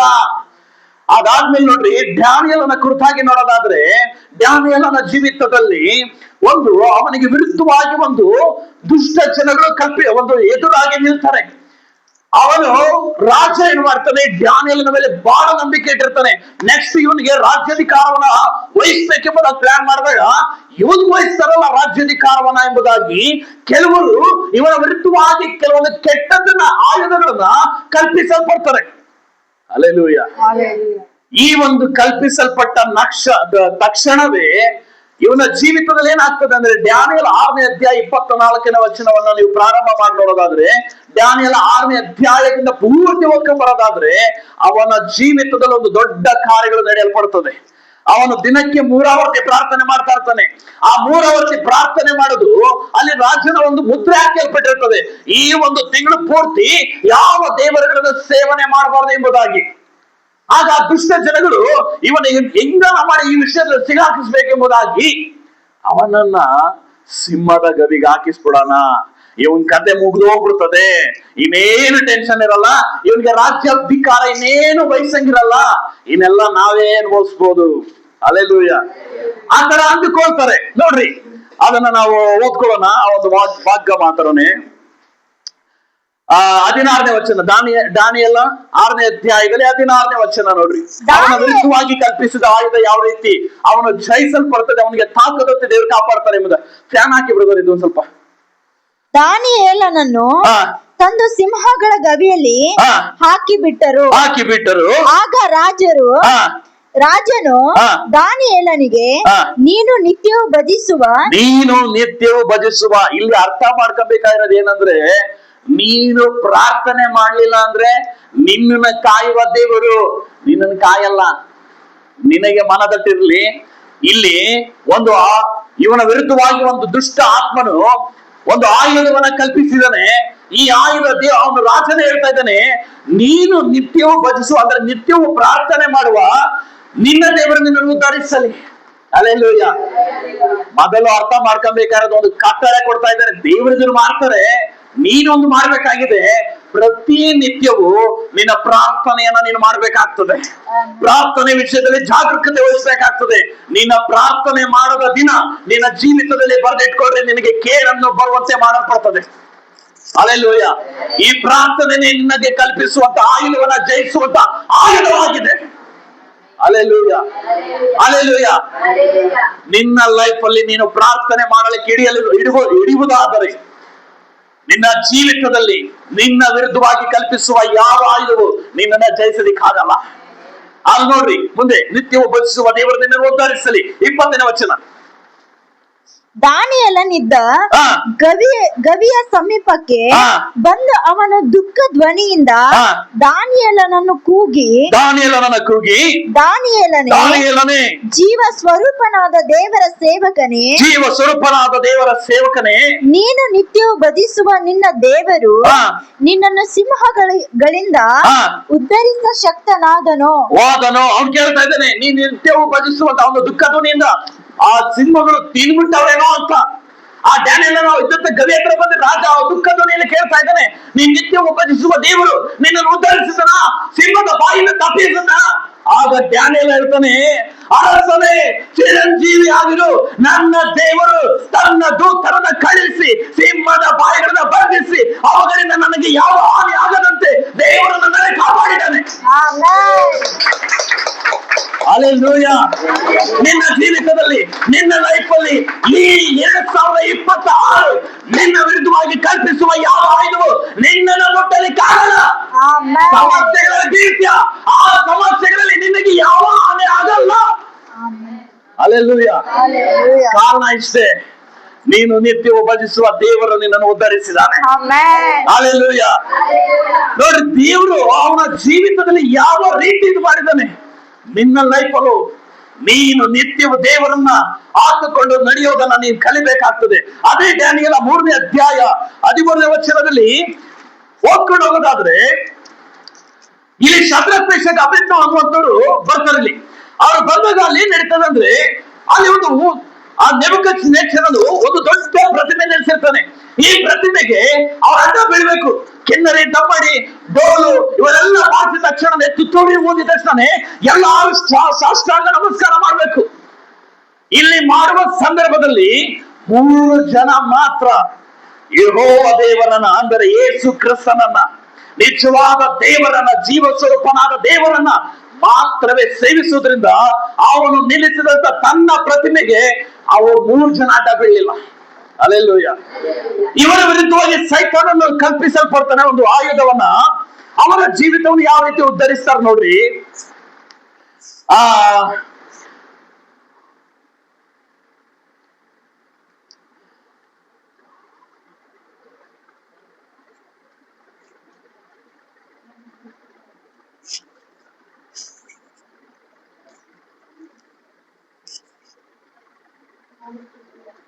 16ನೇ ವಚನ ಓದ್ರಿ. 15ನೇ ವಚನ ನೋಡ್ರಿ. ಅಲ್ಲಿ ರಾಜ ಹೇಳ್ತಾನೆ, ಆಜ್ಞಾಪನೆ ಮಾಡ್ತಾನೆ. ಹೋದ್ರಿ, ಬೇಗ ಬೇಗ ಬೇಗ. ಈಗಲಾದರೂ ನೀವು ಸಿದ್ಧವಾಗಿದ್ದು ತುತ್ತೂರಿ, ಕೊಳಲು, ಕಿನ್ನರಿ, ತಂಬೂರಿ, ವೀಣೆ, ವಾಲಗ ಮುಂತಾದ ಸಕಲ ವಾದ್ಯಗಳ ಧ್ವನಿಯನ್ನು ಕೇಳಿದ ಕೂಡಲೇ ಅಡ್ಡ ಬಿದ್ದು ನಾನು ನಿಲ್ಲಿಸಿದ ನನ್ನ ಪ್ರತಿಮೆಯನ್ನು ಪೂಜಿಸಿದರೆ ಸರಿ, ಇಲ್ಲವಾದರೆ ತಕ್ಷಣವೇ ದಗದಗನೆ ಉರಿಯುವ ಆವಿಯೊಳಗೆ ಹಾಕಲ್ಪಡುವಿರಿ. ನಿಮ್ಮನ್ನು ನನ್ನ ಕೈ ಒಳಗಿಂದ ಬಿಡಿಸಬಲ್ಲವರು ದೇವರು ಯಾರು? ಹಲ್ಲೆಲೂಯಾ. ಅವ್ನು ಕೇಳ್ತಾ ಇದ್ದಾನೆ, ನಾನೀಗ ಬೆಂಕಿ ಒಳಗೆ 3 ಜನ ಹಾಕ್ತೇನೆ, ಈ ಬೆಂಕಿಯನ್ನ ನಿಮ್ಮನ್ನ ಬಿಡಿಸಲಿಕ್ಕೆ ಯಾವ ದೇವರಿದ್ದಾನೆ ಅಂತ ಅವನು ಹೇಳ್ತಾನೆ. ಆದ್ರೆ ನಾವ್ ಹೇಳ್ತಾರೆ, ರಾಜನೇ ಒಂದು ನಿನಗೆ ನೆನಪಿರ್ಲಿ, ದೇವ್ರು ಹೆಂಗೋ ನಮ್ಮನ್ನು ಬಚಾವ್ ಮಾಡ್ತಾನೆ. ಒಂದು ಅರ್ಥ ಮಾಡ್ಕೋ, ನೀನು ನಿಲ್ಲಿಸಿದ ಪ್ರತಿಮೆಗೆ ಮಾತ್ರ ನಾವು ಅಡ್ಡ ಬೀಳಲ್ಲ, ಪೂಜೆ ಮಾಡಲ್ಲ ಅಂತ ಹೇಳ್ತಾರೆ. ಹಲ್ಲೆಲೂಯಾ. ಅದನ್ನ ಹೇಳಿದ ತಕ್ಷಣನೇ ಅವ್ರು ಏನೇನ್ ಮಾಡ್ತಾರೆ ನೋಡ್ರಿ. 19ನೇ ವಚನ, ಆಗ ನೆಬೂಕದ್ನೆಚ್ಚರನು ಕೋಪೋದ್ರೇಕದಿಂದ ಮುಖಭಾವವನ್ನು ಶದ್ರಕ್, ಮೇಷಕ್, ಅಬೇದ್ನೆಗೋ ಎಂಬವರ ಕಡೆಗೆ ನಿತ್ಯಕ್ಕಿಂತ 7ರಷ್ಟು ಹೆಚ್ಚು ಉರಿಯುವಂತೆ ಆಜ್ಞಾಪಿಸಲು ಸೈನಿಕರನ್ನ ಕೆಲವು ಮಂದಿಯನ್ನ ಕರೆಸಿ ಶದ್ರಕ್, ಮೇಷಕ್, ಅಬೇದ್ನೆಗೋರನ್ನ ಆ ಬೆಂಕಿಯೊಳಗೆ ದಗದಗನೆ ಉರಿಯುವಂತ ಆ ಆವಿಯೊಳಗೆ ಎತ್ತಿ ಬಿಸಾಡ್ಬಿಡ್ತಾರೆ. ಹಲ್ಲೆಲೂಯಾ. ಏನಾಯ್ತು? ಬಿಸಾಡ್ಬಿಟ್ರು. ಬೆಂಕಿ ಉರಿತಾ ಐತೆ, ದಗದಗನೆ ಉರಿತಾ ಇದೆ. ಆ ಬೆಂಕಿ ಒಳಗೆ 3 ಜನರು ತಾಣಾಗಿ ಎಸ್ಬಿಟ್ರು. ಎಸ್ತಾದ್ಮೇಲೆ ನೋಡ್ರಿ ಇಲ್ಲಿ ಏನ್ ನಡೀತದೆ. 22ನೇ ವಚನ, ಹೀಗಾಗಲು ರಾಜಾಜ್ಞೆಯು ಖಂಡಿತವಾಗಿದ್ದರಿಂದಲೂ ಆವಿಗೆಯ ಕಾವು ಅತಿ ತೀಕ್ಷ್ಣವಾಗಿದ್ದರಿಂದ ಅಗ್ನಿ ಜ್ವಾಲೆಯು ಶದ್ರಕ್, ಮೇಷಕ್, ಅಬೇದ್ನೆಗೋ ಎಂಬವರನ್ನು ಎತ್ತಿ ಹಾಕಿದವರನ್ನೇ ಸಂಹರಿಸಿದಂತೆ. ಓ ಮೈ ಗಾಡ್, ಹಲ್ಲೆಲೂಯಾ. ಏನ್ ಹೇಳ್ತಾ ಇದೆ ವಾಕ್ಯ? ಶದ್ರಕ್, ಮೇಷಕ್ 3 ಜನರನ್ನ ಎತ್ತಾಕಕ್ ಬಂದಂತವ್ರು ಹಿಂಗೆ ಎತ್ತಕ್ ಹೋಗಿದ್ದಾರೆ. ಅವ್ರು ಎತ್ಬಿಟ್ಟು ಎತ್ತಂತವ್ರು ಇವ್ರೇ ಸುಟ್ಟು ಹಾಕ್ಬಿಡ್ತು. Hallelujah, hallelujah. ಇಲ್ಲಿ ಇನ್ನೊಂದು ಆಶ್ಚರ್ಯ ಕಾದಿದೆ ನೋಡ್ರಿ, ಮುಂದಿನ ವಾಕ್ಯ. ಶದ್ರಕ್, ಮೇಷಕ್, ಅಬೇದ್ನೆಗೋ ಈ 3 ಕಟ್ಟಲ್ಪಟ್ಟವರಾಗಿ ದಗದಗನೆ ಉರಿಯುವ ಆವಿಗೆಯ ಮಧ್ಯದಲ್ಲಿ ಬಿದ್ದು ಬಿಟ್ಟರು. ಆಗ ರಾಜನಾದ ನೆಬೂಕದ್ನೆಚ್ಚರನು ಬೆಚ್ಚಿ ಬಿದ್ದು ಕನಸು ಒಂದು ಬೆಚ್ಚಿ ಬೀಳುವಂತೆ ಆಗ್ತೈತೆ. ಪಟ್ಟನೆದ್ದು ತನ್ನ ಮಂತ್ರಿಗಳನ್ನು ಕಟ್ಟಿದ 3 ನಾವು ಬೆಂಕಿಯೊಳಗೆ 3 ಜನ ಕಟ್ಟಿ ಬೆಂಕಿ ಒಳಗೆ ಹಾಕ್ತಲ್ವಾ, ಹಾಕಿಸಲಿಲ್ಲವೋ ಎಂದು ಕೇಳಲು ಅವರು ರಾಜನಿಗೆ ಅರಸೆ ಹೌದು ಸತ್ಯ ಎಂದು ಉತ್ತರ ಕೊಟ್ಟರು. ಅರಸನೆ ಅಂತ ಉತ್ತರ ಕೊಡ್ತಾರೆ. ಅದಕ್ಕೆ ಅವನು ಇಗೋ ಕಟ್ಟಿಲ್ಲದ 4 ನೋಡುತ್ತೇನೆ. ಹಲ್ಲೆಲೂಯಾ. 3 ಜನ ತಾನೇ ಹಾಕಿದ್ದು, 4 ಜನ ಯಾಕೆ ಬರ್ತಾ ಇದ್ದಾರೆ? ಹಲ್ಲೆಲೂಯಾ. ನಿನ್ನಗೆ ವಿರುದ್ಧವಾಗಿ ಕಲ್ಪಿಸಿದ ಆಯುಧ ನಿನ್ನ ಸಮಸ್ಯೆ ಮಧ್ಯದಲ್ಲಿ ನಿಂತಿರ್ಬೋದು, ಆದ್ರೆ ನಿನ್ನ ಸಮಸ್ಯೆ ಮಧ್ಯದಲ್ಲಿ ನೀನ್ ಮಾತ್ರ ಇರಲ್ಲ, ನಿನ್ನ ಜೊತೆಯಲ್ಲಿ ದೇವರು ಇರ್ತಾನೆ. ಹಲ್ಲೆಲೂಯಾ. ಅಯ್ಯೋ ಪಾಸ್ಟ್ರೆ, ನಾನು ಒಬ್ಳೇ ಕಷ್ಟ ಪಡ್ತಾ ಇದ್ದೀನಿ. No no no no no no, ನೀನ್ ಒಬ್ಳೆ ಕಷ್ಟ ಪಡ್ತಾ ಇಲ್ಲ, ನಿನ್ನ ಮಧ್ಯದಲ್ಲಿ ದೇವರಿದ್ದಾನೆ, ಮರಿಬೇಡ. ಇಲ್ಲಿ ನೋಡ್ರಿ ಎಷ್ಟು ಸುಂದರವಾಗಿ ಹೇಳ್ತಾ ಇದೆ. ನಾನ್ 3 ಜನ ತಾನೇ ಎತ್ತಾಕಿದ್ದು, ಈ 4 ಜನ ಯಾಕೆ ತಿರುಗಾಡ್ತಾ ಇದ್ದಾರೆ? ಈ 4 ವ್ಯಕ್ತಿ ಯಾರು? ಅದು ಕೇಳ್ತಾ ಇದ್ದಾನೆ. ಅವಾಗ ನೋಡ್ರಿ, ಈ 4ನೇವನ ರೂಪವು ದೇವಕುಮಾರನ ರೂಪದಂತಿದೆ. ಓ ಮೈ ಗಾಡ್.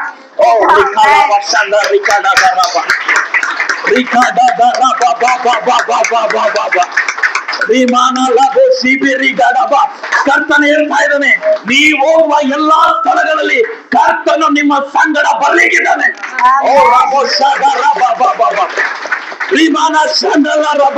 ನೀನೆಲ್ಲೇ ಹೋಗು, ನೀನ್ ಯಾವುದೇ ಸ್ಥಳಕ್ಕೆ ಹೋಗು, ನೀನ್ ಅಪಾಯದಲ್ಲಿದ್ದು ಸರಿನೆ, ಎಂತ ಜಾಗದಲ್ಲಿದ್ದು ಸರಿನೆ, ನಿನ್ನ ಸಂಗಡ ದೇವರು ಇರ್ತಾರೆ.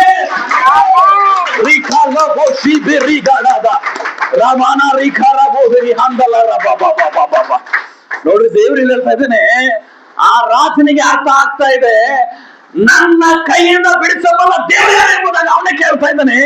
ಅವನ ನಾಲಿಗೆನೇ ಬರ್ತಾ ಇದೆ, ಈ 4ನೇ ಒಬ್ಬ ವ್ಯಕ್ತಿ ದೇವಕುಮಾರ ದೇವರಿಂದ ಆಗಿದ್ದಾನೆ.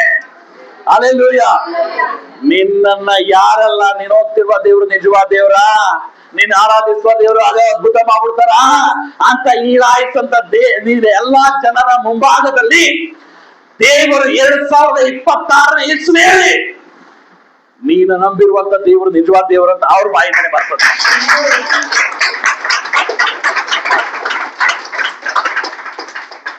ಆ ನಾಲ್ಕನೆಯ ರೂಪವು ದೇವಕುಮಾರನ ರೂಪದಂತಿದೆ ಎಂದು ಹೇಳಿ ದಗದಗನೆ ಉರಿಯುವ ಆವಿಯ ಬಾಯಿನ ಬಳಿಗೆ ಬಂದು ಪರಸ್ಪರನಾದ ದೇವರ ಸೇವಕರ ಶದ್ರಕ್ ಮೇಷಕ್ ಅಬೇದ್ನೆಗೋ ಎಂಬವರೇ ಬನ್ನಿ, ಹೊರಗೆ ಬನ್ನಿ ಎಂದು ಕೂಗಲು ಶದ್ರಕ್ ಮೇಷಕ್ ಅಬೇದ್ನೆಗೋ ಆರಾಮಾಗಿ ಬೆಂಕಿನ ಆಚೆ ಬರ್ತಾರೆ. ಹಲ್ಲೆಲೂಯಾ. ಇಷ್ಟು ವರ್ಷಗಳು ನೀನು ಯಾವ್ದೆಲ್ಲ ಸಮಸ್ಯೆಗಳಲ್ಲಿ ನೀನ್ ಬಿದ್ದಿದ್ದೀಯೋ, ಯಾವ ಸಮಸ್ಯೆಗಳಲ್ಲಿ ನೀನು ಒಳಪಟ್ಟಿದ್ದೀಯೋ, ಕರ್ತನೇ ಹೇಳ್ತಾ ಇದ್ದಾನೆ, ಆ ಸಮಸ್ಯೆ ನಿನ್ನ ಸುಡಲ್ಲ, ಆ ಸಮಸ್ಯೆ ನಿನ್ನ ಬಾಧಿಸಲ್ಲ. ಯಾಕೆಂದ್ರೆ ನಿನ್ನ ಮಧ್ಯದಲ್ಲಿ ದೇವರಿದ್ದಾನೆ. ಹಲ್ಲೆಲೂಯಾ. ವಾಕ್ಯ ಹೇಳ್ತೈತೆ. ಅಷ್ಟು ಮಾತ್ರ ಅಲ್ಲ, ನಿನಗಿನ್ನೂ ದೇವರು ಒಂದು ಈ ನಿನ್ನ ವಿರುದ್ಧವಾಗಿ ಕಲ್ಪಿಸುವಂತ ಆಯುಧನೇ ಸಂತೋಷವಾಗಿ ಸ್ವೀಕಾರ ಮಾಡ್ಬೇಕು ಮೊದ್ಲು. ಹಲ್ಲೆಲೂಯಾ. ನೀನ್ ಮೊದ್ಲೇನಾಗಿ ಸಂತೋಷ ಸ್ವೀಕಾರ ಮಾಡ್ಬೇಕು. ಶದ್ರಕ್ ಮೇಷಕ್ ಅಬೇದ್ನೆಗೋ ಅಯ್ಯೋ ಬೆಂಕಿ ಒಳಗೆ ಹಾಕ್ಬಿಡ್ತಾರೆ ಅಂತ ಅಂದ್ಬಿಟ್ಟು ಅವನೇನಾರು ಯಪ್ಪ ಇದೊಂದ್ ಸತಿ ಸಾಕಾಗ ನಮಸ್ಕಾರ ಮಾಡಂತ ಬಂದ್ಬಿಟ್ಟಿದ್ರೆ ಈ ಕಾರ್ಯ ಗೊತ್ತಾಗ್ತಾ ಇರ್ಲಿಲ್ಲ. ಈ 3 ಜನ ಸೇವಿಸುವ ದೇವರು ಇವರೇ ನಿಜವಾದ ದೇವರೆಂಬುದಾಗಿ ಆ ಅರಸನಿಗೆ ಅರ್ಥ ಆಗ್ತಿರ್ಲಿಲ್ಲ. ನೀನು ಅಷ್ಟೇ 2026ರಲ್ಲಿ ನಿನ್ನನ್ನ ನೀನು ದೃಢ ಮಾಡ್ಕೋಬೇಕು, ಬೇರೂರ್ಬೇಕು. ಹಲ್ಲೆಲೂಯಾ. ಮುಂದಿನ ವಾಕ್ಯ ಹೇಳ್ತದೆ ನೋಡ್ರಿ, ಬೆಂಕಿಯ ಅಧಿಕಾರವು ಅವರ ಮೇಲೆ ನಡೆಯಲಿಲ್ವಂತೆ, ಅವರ ತಲೆ ಕೂದಲು ಸುಡಲಿಲ್ವಂತೆ, ಅವರ ಶಲ್ಯಗಳಿಗೆ ಬೆಂಕಿಯ ಕಾವು ಹತ್ತಲಿಲ್ವಂತೆ, ಬೆಂಕಿಯ ವಾಸನೆ ಸಹ ಅವರನ್ನ ಮುಟ್ಲಿಲ್ವಂತೆ.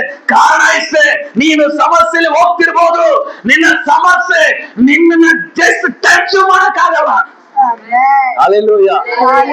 ಯಾವುದು 2026ನೇ ವರ್ಷ ನಿನ್ನ ಲೈಫ್ ಅಲ್ಲಿ ದೇವರು ಇದನ್ನ ನಡೆಸಲಿಕ್ಕಿದ್ದಾನೆ. ನಿನ್ನ ಲೈಫ್ ಅಲ್ಲಿ ಇದನ್ನ ನಡೆಸಲಿಕ್ಕಿದ್ದಾನೆ. ನಿನ್ನ ಸಮಸ್ಯೆ ನಾವು ಹೋಗ್ಬೋದು, ಆದ್ರೆ ಆ ಸಮಸ್ಯೆ ಮಧ್ಯದಲ್ಲಿ ದೇವರು ಇರ್ತಾನೆ. ಅದಾದ್ಮೇಲೆ ನೋಡ್ರಿ, ಆಗ ನೆಬೂಕದ್ನೆಚ್ಚರನು ಶದ್ರಕ್ ಮೇಷಕ್ ಅಬೇದ್ನೆಗೋ ಎಂಬವರ ದೇವರಿಗೆ ಸ್ತೋತ್ರವಾಗಲಿ, ಆತನು ತನ್ನ ದೂತರನ್ನು ಕರೆಸಿ ತನ್ನಲ್ಲಿ ಭರವಸೆ ಇಟ್ಟಂತ ಇವರನ್ನು ದೇವರ ರಾಜಾಜ್ಞೆಯನ್ನು ಜಯಿಸಿ ತನ್ನನ್ನೇ ಹೊರತು ಇನ್ಯಾವ ದೇವರು ಸೇವಿಸಬಾರದೆಂಬುದಾಗಿ ಪೂಜಿಸಬಾರದೆಂಬುದಾಗಿ ಸ್ವದೇಹವನ್ನು ಮರಣಕ್ಕೆ ಒಪ್ಪಿಸಿದ ತನ್ನ ಸೇವಕರನ್ನು ವಂದನಿಸ್ತಾನೆ. ಮೊದಲನಾಗಿ ನಿಮಗ್ ಧೈರ್ಯ ಇರಬೇಕು. ಸಮಸ್ಯೆ ಬಂದಾಗ ಯಾರನ್ನ ಬಂದೂಕ ತಗೊಂಡ್ಬಂದ್ಬಿಟ್ಟು ನೀನ್ ತಲೆಗಿಟ್ಬಿಟ್ಟು ನೀನೇನಾದ್ರೂ ಬೈಬಲ್ ತೆಗೆದು ಬೆಂಕಿಗೆ ಹಾಕ್ಲಿಲ್ಲ ಅಂದ್ರೆ, ತೆಗೆದು ಆಚೆಗೆ ಎಸಲಿಲ್ಲ ಅಂದ್ರೆ ನಿನ್ನನ್ನು ಡಿಮ್ಮಿಸ್ಬಿಡ್ತೀನಿ ಅಂತ. ಹಲ್ಲೆಲೂಯಾ. ಹಲ್ಲೆಲೂಯಾ. ನೀನು ನಂಬಿರುವಂತ ದೇವರು ನಿಜವಾದ ದೇವರು ಎಂಬುದಾಗಿ ಅವಳೇ ಗೊತ್ತಾಗಲ್ಲ. ನೀನು ನಂಬಿರುವಂತ ದೇವರು ನಿಜವಾದ ದೇವರಾಗಿರುವಾಗ ಅವನು AK-47 ತೆಗೆದುಕೊಂಡು ನೋಡಿದ್ರು ನಿನ್ನ ತಲೆ ಒಳಿಕೆ ಬುಲೆಟ್ ಹಿಡಿಯಲ್ಲ.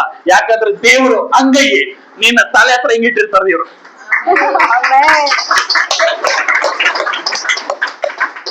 ಇಷ್ಟು ಮಾತ್ರ ಅಲ್ಲ, ನೀನ್ ಯಾವಾಗ ಸ್ಟಡಿ ಆಗಿರ್ತೀಯೋ, ಯಾವಾಗ ಸಮಸ್ಯೆನ ಬಂದಾಗ ಸಂತೋಷ ಸ್ವೀಕಾರ ಮಾಡ್ತೀಯೋ, ಆಗ ಇಷ್ಟು ಮಾತ್ರ ಅಲ್ಲ, ನಿನ್ನ ಒಂದು ಜಯಿಸುವಂತದ್ದು, ಈ ಕೇಡಿನಿಂದ ತಪ್ಪಿಸುವುದು ಮಾತ್ರ ಅಲ್ಲ ದೇವರು ಮಾಡೋದು. ಕಡೆದಾಗ ಒಂದು ಮಾತು ಹೇಳ್ತಾರೆ, 30ನೇ ವಚನ ಒಂದು ಗಟ್ಟಿ ಆಗಿ ಹೋದ್ರು ಯಾರನ್ನ. ಬಳಿಕ ರಾಜನು ಶದ್ರಕ್ ಮೇಷಕ್ ಅಬೇದ್ನೆಗೋ ಎಂಬವರನ್ನು ಬಾಬೆಲ್ ಸಂಸ್ಥಾನದಲ್ಲಿ ಉನ್ನತ ಪದವಿಯನ್ನ ಇರ್ತಾರೆ. ಹಲ್ಲೆಲೂಯಾ. ಪ್ರಿಯ ಸಹೋದರ ಸಹೋದರಿ, ನಿನ್ನ ಲೈಫ್ ಅಲ್ಲಿ ನಿನ್ನ ಜೀವಿತದಲ್ಲಿ ದೇವರು ಇದಾನಲ್ಲ, ಅವ್ರು ಮಾಡುವಂತ ಕಾರ್ಯ ನೀನು ಹೇಗೋ ಮೀರಿದಾಗಿರ್ತದೆ, ಹೇಗೋ ಮೀರಿದಾಗಿರ್ತದೆ. ದೇವ್ರಲ್ಲಿ ಹೇಳ್ತಾ ಇದ್ದೇನೆ, ನೀನೇನು ಕೀಳು ಮಟ್ಟದಲ್ಲಿ ಇದೆಯೋ ಅವ್ರು ಯಾವ ಅಧಿಕಾರದಲ್ಲೇ ಇರಲಿಲ್ಲ. ಯಾವಾಗ ನಿಜವಾದ ದೇವ್ರನ್ನ ನಂಬಿರುವಂತ ದೇವರೆಂಬುದಾಗಿ ಅವರಿಸ್ತಾರೋ ಅವರಿಗೆ ಅವರಿಗೆ ಸಾಬೀತಾಗ್ತದೆ. ಹಲ್ಲೆಲೂಯಾ. ಸರಿ ಮಾಡಿ ಬ್ರದರ್, ಅದು ಅವರು ಟಚ್ ಮಾಡಿದ್ರು, ಕೇಳ್ಬೇಕು. ಅಲ್ಲೇ ನೀರು ಸನ್ನೆ ಮಾಡಿದ್ರು ಅಲ್ಲೇ ಕೊಡ್ತಾರೆ ಬ್ರದರ್. ಕೂತ್ಕೊಳ್ರಿ ಬೇಗ. ಹಲ್ಲೆಲೂಯಾ. ಕರೆಕ್ಟ್ ಆಗಿದೆಯಾ? ನಿನ್ನ ಜೀವಿತವನ್ನ ದೇವರು ಉದ್ಧರಿಸಲಿಕ್ಕಿದ್ದಾನೆ. ಹಲ್ಲೆಲೂಯಾ. ಎಷ್ಟು ಜನ ಸಂತೋಷವಾಗಿದ್ದೀರಾ? ಓ ಒಂದ್ಸಲ ಜೋರಾಗಿ.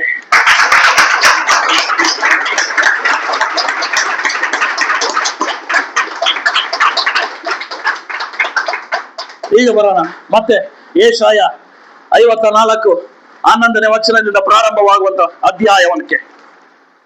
ಬೇಗ ಬೇಗ ಬೇಗ ಬೇಗ ತಿರುಗಿಸ್ರಿ.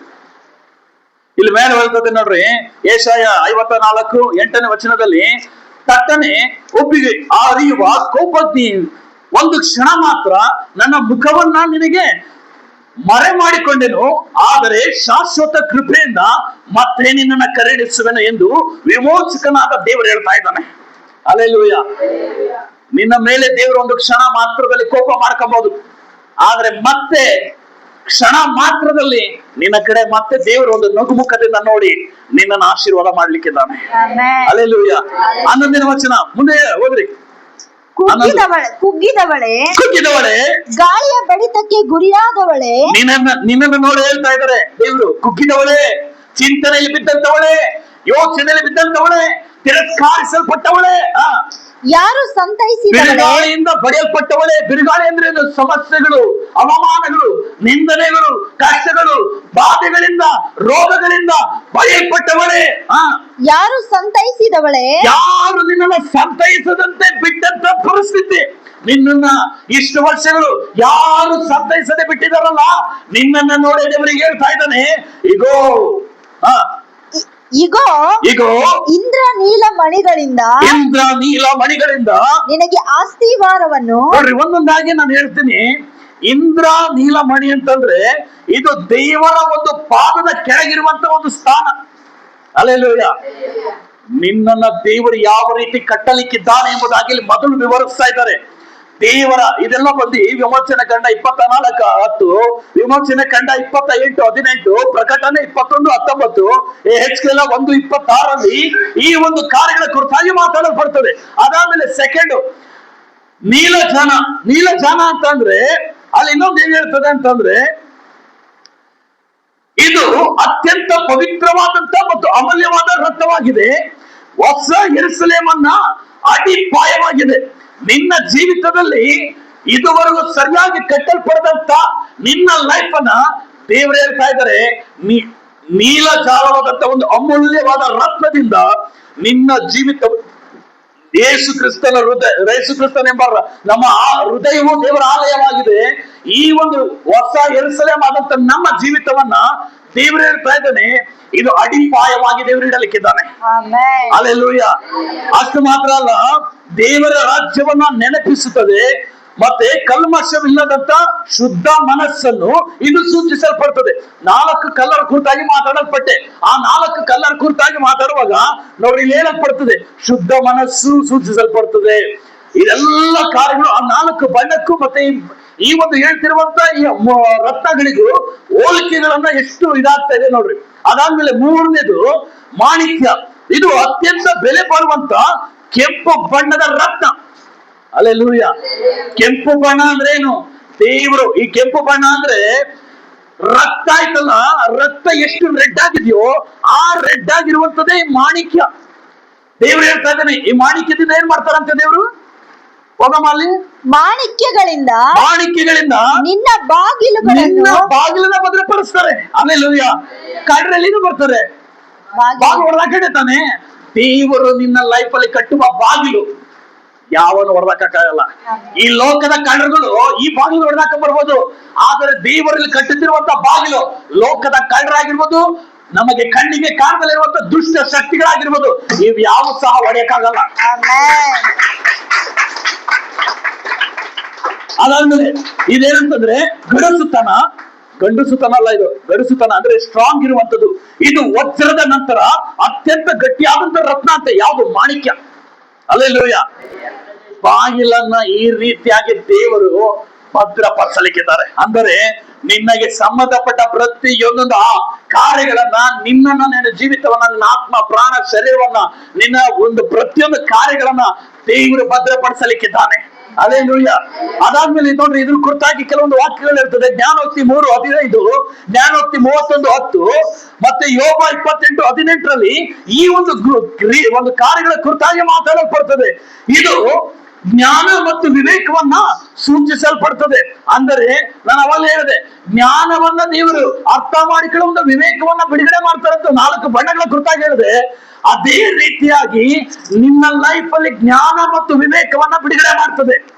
ಅಷ್ಟು ಮಾತ್ರ ಅಲ್ಲದೆ ಇದು ಗುಣವಂತ ಪತಿಯನ್ನು ಮಾಣಿಕ್ಯಕ್ಕೆ ಹೋಲಿಸಲಾಗಿದೆ.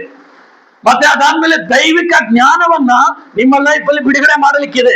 ಭೂಮಿಯಲ್ಲಿ ಹುಡುಕುವ ಸಂಪತ್ತಿಗಿಂತ ದೇವರ ಜ್ಞಾನವು ದೊಡ್ಡದಾಗಿರುವ ಪ್ರಕಾರ ನಿಮ್ಮ ಜೀವಿತದಲ್ಲಿ ಈ ಒಂದು ಮಾಣಿಕ್ಯವು ಪರಲೋಕದ ಜ್ಞಾನವು ನಿಮ್ಮ ಮೇಲೆ ದೇವರು ಸುರಿಸಲಿಕ್ಕಿದ್ದಾನೆ.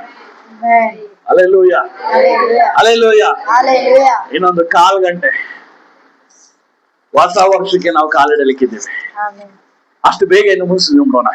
ಅದಾದ ನಂತರ 4ನೇದು ಪದ್ಮರಾಗ. ಇದು ರಾಜಮನೆತನದ ಅಥವಾ ದೈವಿಕ ಕೃಪೆಯ ಸಂಕೇತವಾಗಿದೆ ಅಂತೆ. ಅಂದ್ರೆ ದೇವರ ವಾಕ್ಯದ ಬೆಳಕು ನಿನ್ನನ್ನ ದೇವರು ನೋಡ್ರಿ. ಯಾವ್ದು ಅದು ಓದಮ್ಮ ಮುಂದೆ. ಪದ್ಮರಾಗಗಳಿಂದ ನಿನ್ನ ಪೌಳಿ ಗೋಡೆಗಳನ್ನು ಮನೋಹರ ರತ್ನಗಳಿಂದ ನಿರ್ಮಿಸುವೆ. ಅಂದ್ರೆ ಅರ್ಥ ಏನಂದ್ರೆ ದೇವರ ಒಂದು ವಾಕ್ಯಗಳಿಂದ ನಿನ್ನ ಸುತ್ತಲಿನ ಪೌಳಿ ಗೋಡೆಗಳನ್ನ, ಈ ಗೋಡೆಗಳನ್ನ ದೇವರು ನಿರ್ಮಿಸ್ತಾರಂತೆ. ಅಲ್ಲೆಲ್ಲೂಯ್ಯ. ಈ ವಾಕ್ಯವು ನಿನ್ನ ಲೈಫ್ ಅಲ್ಲಿ ಬೆಳಕಾಗಿರ್ತದೆ. ಯೋಚನೆ ಮಾಡ್ರಿ, ಈಗ ಒಂದು ದೊಡ್ಡ ಒಂದು ಕೋಟೆಯನ್ನ ಕಟ್ಟಿರ್ಬೇಕಾದಾಗ, ಇಲ್ಲ ಸೆಂಟ್ರಲ್ ಜೈಲ್ ನೋಡೋದಾದ್ರೆ ಸೆಂಟ್ರಲ್ ಜೈಲಲ್ಲಿ ಇರುವಂತ ಕೈದಿಗಳು ಹೊರಗಡೆ ಹಾಕಿದ್ರು ಸರಿನೇ, ಆದ್ರೆ ಭೂಮಿಯಲ್ಲಿ ಫೋಕಸ್ ಲೈಟ್ಗಳು ಹಾಕಿರ್ತಾರೆ. ಅಲ್ಲೆಲ್ಲೂಯ್ಯ. ಏನ್ ಓಡಾಡ್ತಾ ಇದೆ, ಯಾರು ಓಡಾಡ್ತಾ ಇದಾರೆ ಕಾಣ್ಲಿ ಅಂತ. ನಿನ್ನ ಜೀವಿತದಲ್ಲಿ ಯಾವ ದುಷ್ಟನು ಬರದ ಹಾಗೆ ಭದ್ರವಾದ ಕೋಟೆಯನ್ನ ದೇವರು ನಿರ್ಮಿಸಲಿಕ್ಕಿದ್ದಾನೆ. ಅದಾದ್ಮೇಲೆ ಮುಂದಿನ ವಾಕ್ಯ 13ನೇ ವಚನ. ನಿನ್ನ ಮಕ್ಕಳೆಲ್ಲರೂ ಯೆಹೋವನಿಂದ ಶಿಕ್ಷಿತರಾಗಿರುವರು, ಅವರಿಗೆ ಅಧಿಕ ಸುಕ್ಷೇಮವಾಗುವುದು. ಹಲ್ಲೆಲೂಯಾ. ಕರ್ತನ ವಾಕ್ಯ ಹೇಳ್ತಾ ಇದೆ, ನಿನ್ನ ಮಕ್ಕಳೆಲ್ಲರೂ ದೇವರಿಂದಲೇ ಶಿಕ್ಷಿತರಾಗ್ತಾರಂತೆ. ಶಿಕ್ಷಿತರಂದ್ರೆ ಅರ್ಥ ಗೊತ್ತಾ? ನೀನು ಸ್ಕೂಲ್ ಕಳಿಸಿ ನಿಮ್ಮ ಮಕ್ಕಳನ್ನ ಓದಿಸ್ತಾ ಇದ್ದೀರಲ್ಲ, ಆ ರೀತಿಯಾಗಿ ದೇವರಿಂದ ನಿಮ್ಮ ಮಕ್ಕಳು ಕಲಿಯಲಿಕ್ಕಿದ್ದಾರೆ. Hallelujah, hallelujah. ಅಂದ್ರೆ ನಿನ್ನ ಮಕ್ಕಳು ಅಂದ್ರೆ ಏನ್ ಅರ್ಥ? ಇದಕ್ಕೆ ನಿಮ್ಗೆ ಅರ್ಥವನ್ನ ಹೇಳ್ತೀನಿ. 17ನೇ ವಚನ ಓದಮ್ಮ. ನಿನ್ನನ್ನು ಎದುರಿಸಲು ಕಲ್ಪಿಸಿದ ಯಾವ ಆಯುಧವು ಜಯಿಸದು. ನ್ಯಾಯ ವಿಚಾರಣೆಯಲ್ಲಿ ನಿನಗೆ ವಿರುದ್ಧವಾಗಿ ಹೇಳುವ ಪ್ರತಿಯೊಂದು ನಾಲಿಗೆಯನ್ನು ದೋಷಿ ಎಂದು ನೀನು ಖಂಡಿಸುವಿ. ಈ ಸ್ಥಿತಿಯೇ ಯೆಹೋವನ ಸೇವಕರ ಸ್ವಾಸ್ಥ್ಯವು ನಾನು ದಯಪಾಲಿಸುವ ಸದ್ಧರ್ಮ ಫಲವು ಆಗಿದೆ ಎಂದು ಯೆಹೋವನು ಅನ್ನುತ್ತಾನೆ. ನಿನ್ನ ಮಕ್ಕಳು ಅಂದ್ರೆ ನೀನು ಕೊಟ್ಟಿರೋ ಮಕ್ಕಳಲ್ಲ, ನನಗ್ ದೇವ್ರು ಕೊಟ್ಟಿರುವಂತ ಮಕ್ಕಳು. ಹಲ್ಲೆಲೂಯಾ. ಯಾರು ನನ್ನ ಮಕ್ಳು? ಯಾರು? ನೀವೆಲ್ಲ ಏನ್ ಮಾಡ್ತೀರಾ? ಇಲ್ಲಿವರೆಗೂ ಪಾಸ್ಟ್ ನಿಮಗ್ ಬೆಂಡ್ ಹಾಕ್ತಿದ್ದಾನೆ, ಇನ್ನು ಮುಂದೆ ದೇವ್ರು ಬೆಂಡ್ ಹತ್ತಲಿಕ್ಕಿದ ರೆಡಿ ಆಗಿರ್ರಿ. ಹಲ್ಲೆಲೂಯಾ. ಚಪ್ಪಳೆ ಕಟ್ಟಲ್ವೇ?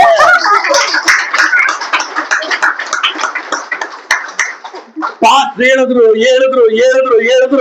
ಆ ಮಂಡುತನ ಅದು ಹೇಳುದಲೆ ಅದನ್ನ ಅರ್ಥ ಮಾಡ್ಕೊಳ್ದಲೆ ಇದ್ದಂತ ನಿಮ್ಮೆಲ್ಲರಿಗೂ ದೇವ್ರು ಹೇಳ್ತಾ ಇದ್ದಾರೆ, ನಿನ್ನ ಮಕ್ಕಳು ಅಂದ್ರೆ ನನಗೆ ಹೇಳ್ತಾ ಇದ್ದಾರೆ, ನಿನ್ನ ಮಕ್ಕಳೆಲ್ಲಾರು ನನ್ನಿಂದ ಇನ್ಮೇಲೆ ಶಿಕ್ಷಿತರಾಗಿರ್ತಾರೆ. ಅವ್ರ ಇನ್ಮಿಂದ ಏನಿರ್ತಾರೆ? ಸುಕ್ಷೇಮದಿಂದಿರ್ತಾರೆ. ಶಿಕ್ಷೆ ಕೊಡ್ತೀನಿ, ಅವ್ರಿಗೆ ಬುದ್ಧಿ ಕಲಿಸ್ತೀನಿ, ಅವ್ರಿಗೆ ಅರ್ಥ ಪಡಿಸ್ತೀನಿ, ಅದೇ ರೀತಿಯಾಗಿ ಅವ್ರದ್ದು ಸುಕ್ಷೇಮದಿಂದನೂ ಇರಿಸ್ತೇನೆ. ಅದಾದ್ಮೇಲೆ ನೋಡ್ರಿ ಮುಂದಿನ ವಾಕ್ಯ. ದೇವರು ಹೇಳ್ತಾರೆ 14ನೇ ವಚನ. ಧರ್ಮವೇ ನಿನಗೆ ಆಧಾರ. ದೇವರೇ ನಿನಗೆ ಆಧಾರ, ಬೇರೆ ಯಾರು ಇರ್ಕೊಡ್ದು. ನೀನು ಬೇರೆ ಯಾರನ್ನ ಆಧಾರ ಮಾಡ್ಕೊಂಡ್ರೆ ಅವರಿಂದನೇ ಬರ್ತದ ನೋಡ್ರಿ ಸರಿಯಾದ ಕಾರ್ಯ. ಏನೋ ಮಾಡ್ಕೊಳಕ್ಕಾಗಲ್ಲ, ಬೀಳ್ತ ಸರಿಯಾಗಿ ಏಟು. ಧರ್ಮವೇ ಅಂದ್ರೆ ದೇವರೇ ನಿನಗೆ ಆಧಾರವಾಗಿರ್ಬೇಕು. ಧರ್ಮ ಎಂಬ ಬಲಗೈ ನಮಗೆ ಆಧಾರ ಅಂತ ದೇವರ ವಾಕ್ಯ ಹೇಳ್ತದೆ. ಅದಾದ್ಮೇಲೆ ನೀನು ಹಿಂಸೆಗೆ ದೂರವಾಗಿರುವೆ. ಅಂದ್ರೆ ನೀನು ಇಲ್ಲಿವರೆಗೂ ನೀನು ಏನ್ ಹಿಂಸೆ ಪಟ್ಟಲ್ಲ, ಯಾರಿಂದೋ ಹಿಂಸೆ ಪಡ್ತಿದ್ಯಲ್ಲ, ನಿನ್ನ ಕೆಲಸದ ಜಾಗದಲ್ಲಿ ನೀನು ಹಿಂಸೆ ಪಡ್ತಿದ್ಯಲ್ಲ, ಈ ಹಿಂಸೆಗಳಿಂದ ದೇವರು ನಿನ್ನನ್ನು ದೂರ ಇರಿಸಲಿಕ್ಕಿದ್ದಾನೆ. ನೆಕ್ಸ್ಟ್ ಮುಂದೆ ನಿನಗೆ ಹೆದರಿಕೆ ಇರುವುದಿಲ್ಲ. ನಿನಗೆ ಇನ್ನು ಮುಂದೆ ಅವ್ರ ಕುರಿತಾಗಿ ಭಯ ಇರೋದೇ ಇಲ್ಲ. ಅಲ್ಲೇಲೂಯ. ಅದಾದ್ಮೇಲೆ ಮುಂದೆ ನಾಶನವು ದೂರವಾಗಿರುವುದು. ನಿನ್ನ ಲೈಫ್ ಅಲ್ಲಿ ನಾಶನ ಬರ್ತದೆ ಅಂತ ಭಯ ಪಡ್ತಿದ್ಯಲ್ಲ, ಇದೇನಾಗ್ಬಿಡ್ತದೋ, ಅಯ್ಯೋ ನಾನು ಸತ್ತೋಗ್ಬಿಡ್ತೀನೇನೋ, ಇವನು ಏನಾಗ್ಬಿಡ್ತದೋ ಅಂತ ಅನ್ಕೊಂತಿದ್ಯಲ್ಲ, ಕರ್ತನೆ ಹೇಳ್ತಾ ಇದ್ದೇನೆ, ನಾಶನ ನಿನ್ನ ಬಳಿನೇ ಬರಲ್ಲ, ನಿನ್ನ ಹತ್ತಿರಕ್ಕೂ ಬಾರದು. ಮುಂದೆ ನೋಡು, ನೋಡು, ಯಾರಾದರೂ ನಿನ್ನ ಸಂಗಡ ವಾದ್ಯವಾಡಿದರೆ, ಯಾರಾದ್ರೂ ನಿನ್ ಸಂಗಡ ವ್ಯಾಜ್ಯ ಅಂದ್ರೆ ಜಗಳ ಮಾಡಿದರೆ, ಅದು ನನ್ನ ಅಪ್ಪಣೆಯಿಂದ ಅಲ್ಲ, ಅದು ದೇವರ ಅಪ್ಪಣೆಯಿಂದಲ್ಲ. ಯಾರು ನಿನ್ನ ಮೇಲೆ ವಾದ್ಯವಾಡುತ್ತಾರೋ, ಜಗಳ ಮಾಡುತ್ತಾರೋ, ಅವರು ನಿನ್ನ ನಿಮಿತ್ತ ಕೆಡವಲ್ಪಡುವರು. ನಿನ್ನ ನಿಮಿತ್ತವಾಗಿ ಅವರು ಕೆಡವಲ್ಪಡ್ತಾರೆ. ಅಲ್ಲೇಲೂಯ. ನಿನ್ನ ವಿರುದ್ಧವಾಗಿ ಯಾರು ಜಗಳ ಮಾಡ್ತಾರೆ? ಇದು ವಾಕ್ಯ ನಿಮ್ಮ ಲೈಫ್ ಅಲ್ಲಿ ಮನದಟ್ಟಾಗಿರ್ಲಿ. ನಿನ್ನ ಲೈಫ್ ಅಲ್ಲಿ ಒಬ್ರು ಜಗಳ ಮಾಡಕ್ ಬರ್ತಾ ಇದಾರೆ ಅಂದ್ರೆ ನಿನ್ನ ಮೈಂಡ್ಗೆ ವಾಕ್ಯ ಅರ್ಥ ಆಗ್ಬಿಡ್ಲಿ. ಓ, ಇವರು ನನ್ನ ವಿರುದ್ಧವಾಗಿ ಜಗಳ ಮಾಡಕ್ ಬರ್ತಾ ಇದ್ದಾರೆ, ನನ್ನ ಪರವಾಗಿ ದೇವರಿದ್ದಾರೆ, ಇವ್ರು ನನ್ನ ಕಣ್ಣೆದ್ರಿಗೆ ಇವ್ರು ಕೆಡವರು ಬರ್ತಾರೆ. ಅಲ್ಲೆಲ್ಲೂಯ. Simple matter. ಬಟ್ ಆದ್ರೆ ನೀನು ಹೋಗ್ಬಾರ್ದು ಜಗಳಕ್ಕೆ.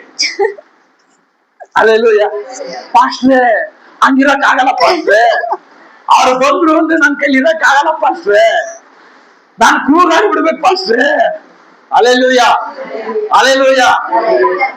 ನಿನ್ನ ಲೈಫ್ ಅಲ್ಲಿ ನಿನ್ನ ವಿರುದ್ಧವಾಗಿ ಜಗಳ ಬರ್ತಾ ಇದಾರ, ಯಾರನ್ನ ನಿನ್ನನ್ನು ಬಾಧಿಸಲ್ಪಡ್ತಾ ಇದಾರ, ಅದು ಯಾರೇ ಆಗಿರ್ಬೋದು, ಕರ್ತನ ವಾಕ್ಯ ಹೇಳ್ತಾ ಇದೆ, ನಿನ್ನ ವಿರುದ್ಧವಾಗಿ ಜಗಳ ಮಾಡಕ್ಕೆ ಬರುವಂತವ್ರ ಅವರು ಕೆಳಗೆ ನೀನ್ ನೋಡ್ತೀಯ. ಅಲ್ಲೆಲ್ಲೂಯ. ನೆಕ್ಸ್ಟ್ ಮುಂದಿನ ವಾಕ್ಯ ಕೇಳು. ಕೆಂಡವನ್ನು ಊದುತ್ತಾ ಉಪಯುಕ್ತವಾದಂತಹ ಆಯುಧವನ್ನುಂಟು ಮಾಡುವ ಆಯುಧಗಳಂದ್ರೆ ಕತ್ತಿ, ಆರೆಕೋಲು, ಮತ್ತೆ ಪಿಕಾಸಿಗಳು, ಮತ್ತೆ ಯುದ್ಧ ಮಾಡ್ಲಿಕ್ಕೆ ಬೇಕಾದಂತಹ ಸಾಮಗ್ರಿಗಳನ್ನ, ಉಪಯುಕ್ತವಾದಂತ ಆಯುಧಗಳನ್ನು ಉಂಟು ಮಾಡುವಂತ ಕಂಬಾಲವನ್ನು ಸೃಷ್ಟಿಸಿದವನು ನಾನೇ, ಹಾಳು ಮಾಡುವಂತ ಕೆಳಕರನ್ನು ನಿರ್ಮಿಸಿದವನು ನಾನೇ. ಅಂದ್ರೆ ಒಳ್ಳೆದನ ಕೆಟ್ಟದನ ಎರಡನ್ನೂ ಉಂಟು ಮಾಡಿದಂತ ದೇವರೇ. ಆದ್ರೆ ಇಲ್ಲೊಂದು ಮಾತ್ರ ಒಂದು ರಹಸ್ಯ ಅಡಕವಾಗಿದೆ ನೋಡ್ರಿ. ಆಗ ದೇವ್ರ ವಾಕ್ಯ ಹೇಳ್ತಾರೆ, ಇವರ ಕೆಟ್ಟದ್ದನ್ನು ಮತ್ತೆ ಒಳ್ಳೆಯವರನ್ನು ಉಂಟು ಮಾಡಿದವನು ನಾನೇ, ಆಯುಧಗಳನ್ನ ನಿರ್ಮಿಸಿದಂತ ಕುಂಬಾರನ ಸೃಷ್ಟಿ ಮಾಡಿದವನು ನಾನೇ, ಕೆಡುಕರನ್ನು ಉಂಟು ಮಾಡಿದಂತವನು ನಾನೇ. ಆದರೆ ನಿನ್ನನ್ನು ಎದುರಿಸಲು ಕಲ್ಪಿಸುವಂತ ಯಾವ ಆಯುಧವು ನಿನ್ನನ್ನು ಮಾತ್ರ ಜಯಿಸಕ್ಕಾಗಲ್ಲ. ಅಲ್ಲೆಲ್ಲೂಯ. ಅಲ್ಲೆಲ್ಲೂಯ. ಅದಾದ್ಮೇಲೆ ನೋಡ್ರಿ, ನ್ಯಾಯ ವಿಚಾರಣೆಯಲ್ಲಿ ನಿನಗೆ ವಿರುದ್ಧವಾಗಿ ಹೇಳುವ ಪ್ರತಿಯೊಂದೊಂದು ನಾಲಿಗೆಗಳು ದೋಷಿ ಎಂದು ನೀನು ಖಂಡಿಸ್ಯ. ನಿನ್ನ ವಿರುದ್ಧವಾಗಿ ಯಾರೆಲ್ಲ ನಾಲಿಗೆಗಳು ಕೆಟ್ಟದಾಗಿ ನೀನು ಹಂಗೆ ಹಿಂಗೆ ಅಂತ ಎಬ್ಬಿಸಲ್ಪಡ್ತದಲ್ಲ, ಅವರ ನಾಲಿಗೆನ ನೀನು ಖಂಡಿಸಲ್ಪಡ್ತೀಯ. ಈ ಸ್ಥಿತಿಯು ಯೆಹೋವನ ಸೇವಕರ ಸ್ವಾಸ್ಥ್ಯವು ನಾನು ದಯಪಾಲಿಸುವ ಸಧರ್ಮ ಫಲವು ಆಗಿದೆ ಎಂದು ಯೆಹೋವನು ಹೇಳುತ್ತಾನೆ. ಹಲ್ಲೆಲೂಯ. ಪ್ರಿಯ ಸಹೋದರ ಸಹೋದರಿ, ನಿಮಗೆ ನಾನು ಹೇಳುವಂತ ಒಂದೇ ಒಂದು ಮಾತು, ಯಾರ ಹೆಂಗನ ಇರಲಿ, ನ್ಯಾಯಾಚಾರಣೆಯ ಮಧ್ಯದಲ್ಲಿ ನೀನು ನಿಲ್ಲುವಾಗ ನಿನ್ನ ತಪ್ಪುಗಳು ಯಾವುದು ಇರಕೂಡದು. ದೇವರ ನಂಬಿರುವನಾಗಿರ್ಬೋದು, ದೇವ ಸೇವಕನಾಗಿರ್ಬೋದು, ಇಲ್ಲ ಮತ್ತೊಬ್ಬ ವ್ಯಕ್ತಿ ಆಗಿರ್ಬೋದು, ಅದು ಹೆಣ್ಣಾಗಿರ್ಬೋದು ಗಂಡ ಆಗಿರ್ಬೋದು, ಯಾರ ಕುರಿತಾಗ ನಿನ್ನ ನಾಲಿಗೆಗಳು ಚಾಚಲ್ಪಡಬಾರದು ಎಂಬುದಾಗಿ ದೇವರು ಹೇಳ್ತಾ ಇದ್ದಾರೆ. ಚಾಚಲ್ಪಟ್ಟಾಗ ಅವರನ್ನ ನೀನು ದೋಷಿ ಎಂಬುದಾಗಿ ನೀನು ಯಾರ ಬಗ್ಗೆ ಮಾತಾಡ್ತೀಯೋ ಅವರೇ ನಿನ್ನನ್ನ ಖಂಡಿಸಲ್ಪಡ್ತಾರೆ. ಹಲ್ಲೆಲೂಯ. ಈ ಸ್ಥಿತಿಯು ತನ್ನ ಸೇವಕರಿಂದ ಅದು ಪ್ರಾರಂಭವಾಗ್ತದೆ. ಹಲ್ಲೆಲೂಯ. ಪ್ರಿಯ ಸಹೋದರ ಸಹೋದರಿ, ಈ ವರ್ಷದ ವಾಗ್ದಾನವನ್ನ ದೇವರು ಒಂದು ಅಂಡರ್ಲೈನ್ ಅಲ್ಲಿ ಹೇಳ್ತಾ ಇದ್ದಾನೆ, ಸಿಂಪಲ್ ಆಗಿ ಹೇಳ್ತಾ ಇದ್ದಾನೆ. ಇಷ್ಟು ವಾಕ್ಯವು ಈ ಒಂದು ಲೈನ್ ಅಲ್ಲಿ ಅಡಕವಾಗಿ ತುಂಬಿಕೊಂಡಿತ್ತು, ಅದನ್ನ ದೇವರು ಬಿಡಿಸಿ ಹೇಳಿದ್ದಾನೆ. ನಿನ್ನ ವಿರುದ್ಧವಾಗಿ ಕಲ್ಪಿಸುವ ಇನ್ನು ಮುಂದೆ ಯಾವ ಆಯುಧಗಳು, ಕೇಡಾಗಿರ್ಬೋದು, ರೋಗ ಆಗಿರ್ಬೋದು, ಮಾಟ ಮಂತ್ರಗಳಾಗಿರ್ಬೋದು, ದೇವರ ಕಾರಣಗಳ ಮತ್ತೊಂದು ಕೇಡುಗಳಾಗಿರ್ಬೋದು, ಏನೇ ಆಗಿರ್ಬೋದು, ಅವು ಯಾವ ನಿನ್ನನ್ನ ಅದು ಜಯಿಸಲ್ಲ. ಹಲ್ಲೆಲೂಯ. ನೀನು ನಂಬಿಕೆಯಿಂದ ಇರು. ನಿನ್ನ ಲೈಫ್ ಅನ್ನ ದೇವರು ಕಟ್ಟಲಿಕ್ಕಿದ್ದಾನೆ. ನೀನು ಮೊದಲನೇದಾಗಿ ಇವೆಲ್ಲವನ್ನ ನಂಬಬೇಕು. ನೀನೆಲ್ಲವನ್ನ ನಂಬಬೇಕು. ದೇವರು ಇವತ್ತು ಈ ವಾಕ್ಯವನ್ನ ನೀವು ಕೇಳುವಂತೆ ದೇವರು ಮಾಡಿದ್ದಾನೆ ಅಂತಂದ್ರೆ ಅರ್ಥ, ಈ ಎಲ್ಲಾ ವಾಗ್ದಾನಗಳನ್ನ ದೇವರು ನಿನ್ನ ಲೈಫ್ ಅಲ್ಲಿ ನೀನು ಊಹೆನೂ ಮಾಡದಲ್ಲಿರುವಂತ ನಿನ್ನ ಜೀವಿತದಲ್ಲಿ ದೇವರಿಗೆ ಕಾರ್ಯಗಳನ್ನ ಮಾಡ್ಲಿಕ್ಕಿದ್ದಾನೆ. ಹಲ್ಲೆಲೂಯ. ನೀನ್ ಚಿಂತನೆ ಮಾಡಬೇಡ, ನೀನ್ ಎಲ್ಲಿ ಕೆಳಗ್ ಬಿದ್ದಿದ್ಯೋ ಅಲ್ಲೇ ದೇವ್ರು ನಿನ್ನ ಎಬ್ಬಿಸಲಿಕ್ಕಿದ್ದಾನೆ. ಶದ್ರಕ್ ಮೇಷಕ್ ಅಬೇದ್ನೋ ಹೇಗೆ ಬೆಂಕಿ ಸುಡ್ಲಿಲ್ವೋ, ನೀನು ಈಗಿರುವಂತ ಪ್ರೆಸೆಂಟ್ ಇರುವಂತ ಸಮಸ್ಯೆಗಳು ನಿನ್ನನ್ನ ಸುಡಕ್ಕಾಗಲ್ಲ, ನಿನ್ನ ನಾಶ ಮಾಡಕ್ಕಾಗಲ್ಲ. ಯಾಕೆಂದರೆ ಈ ಕ್ಷಣದಿಂದ, ಈ ವಾಕ್ಯವನ್ನ ಕೇಳಿದ ಕ್ಷಣದಿಂದ ದೇವರು ನಿನ್ನ ಜೊತೆಯಲ್ಲಿ ನಿಂತಿದ್ದಾನೆ.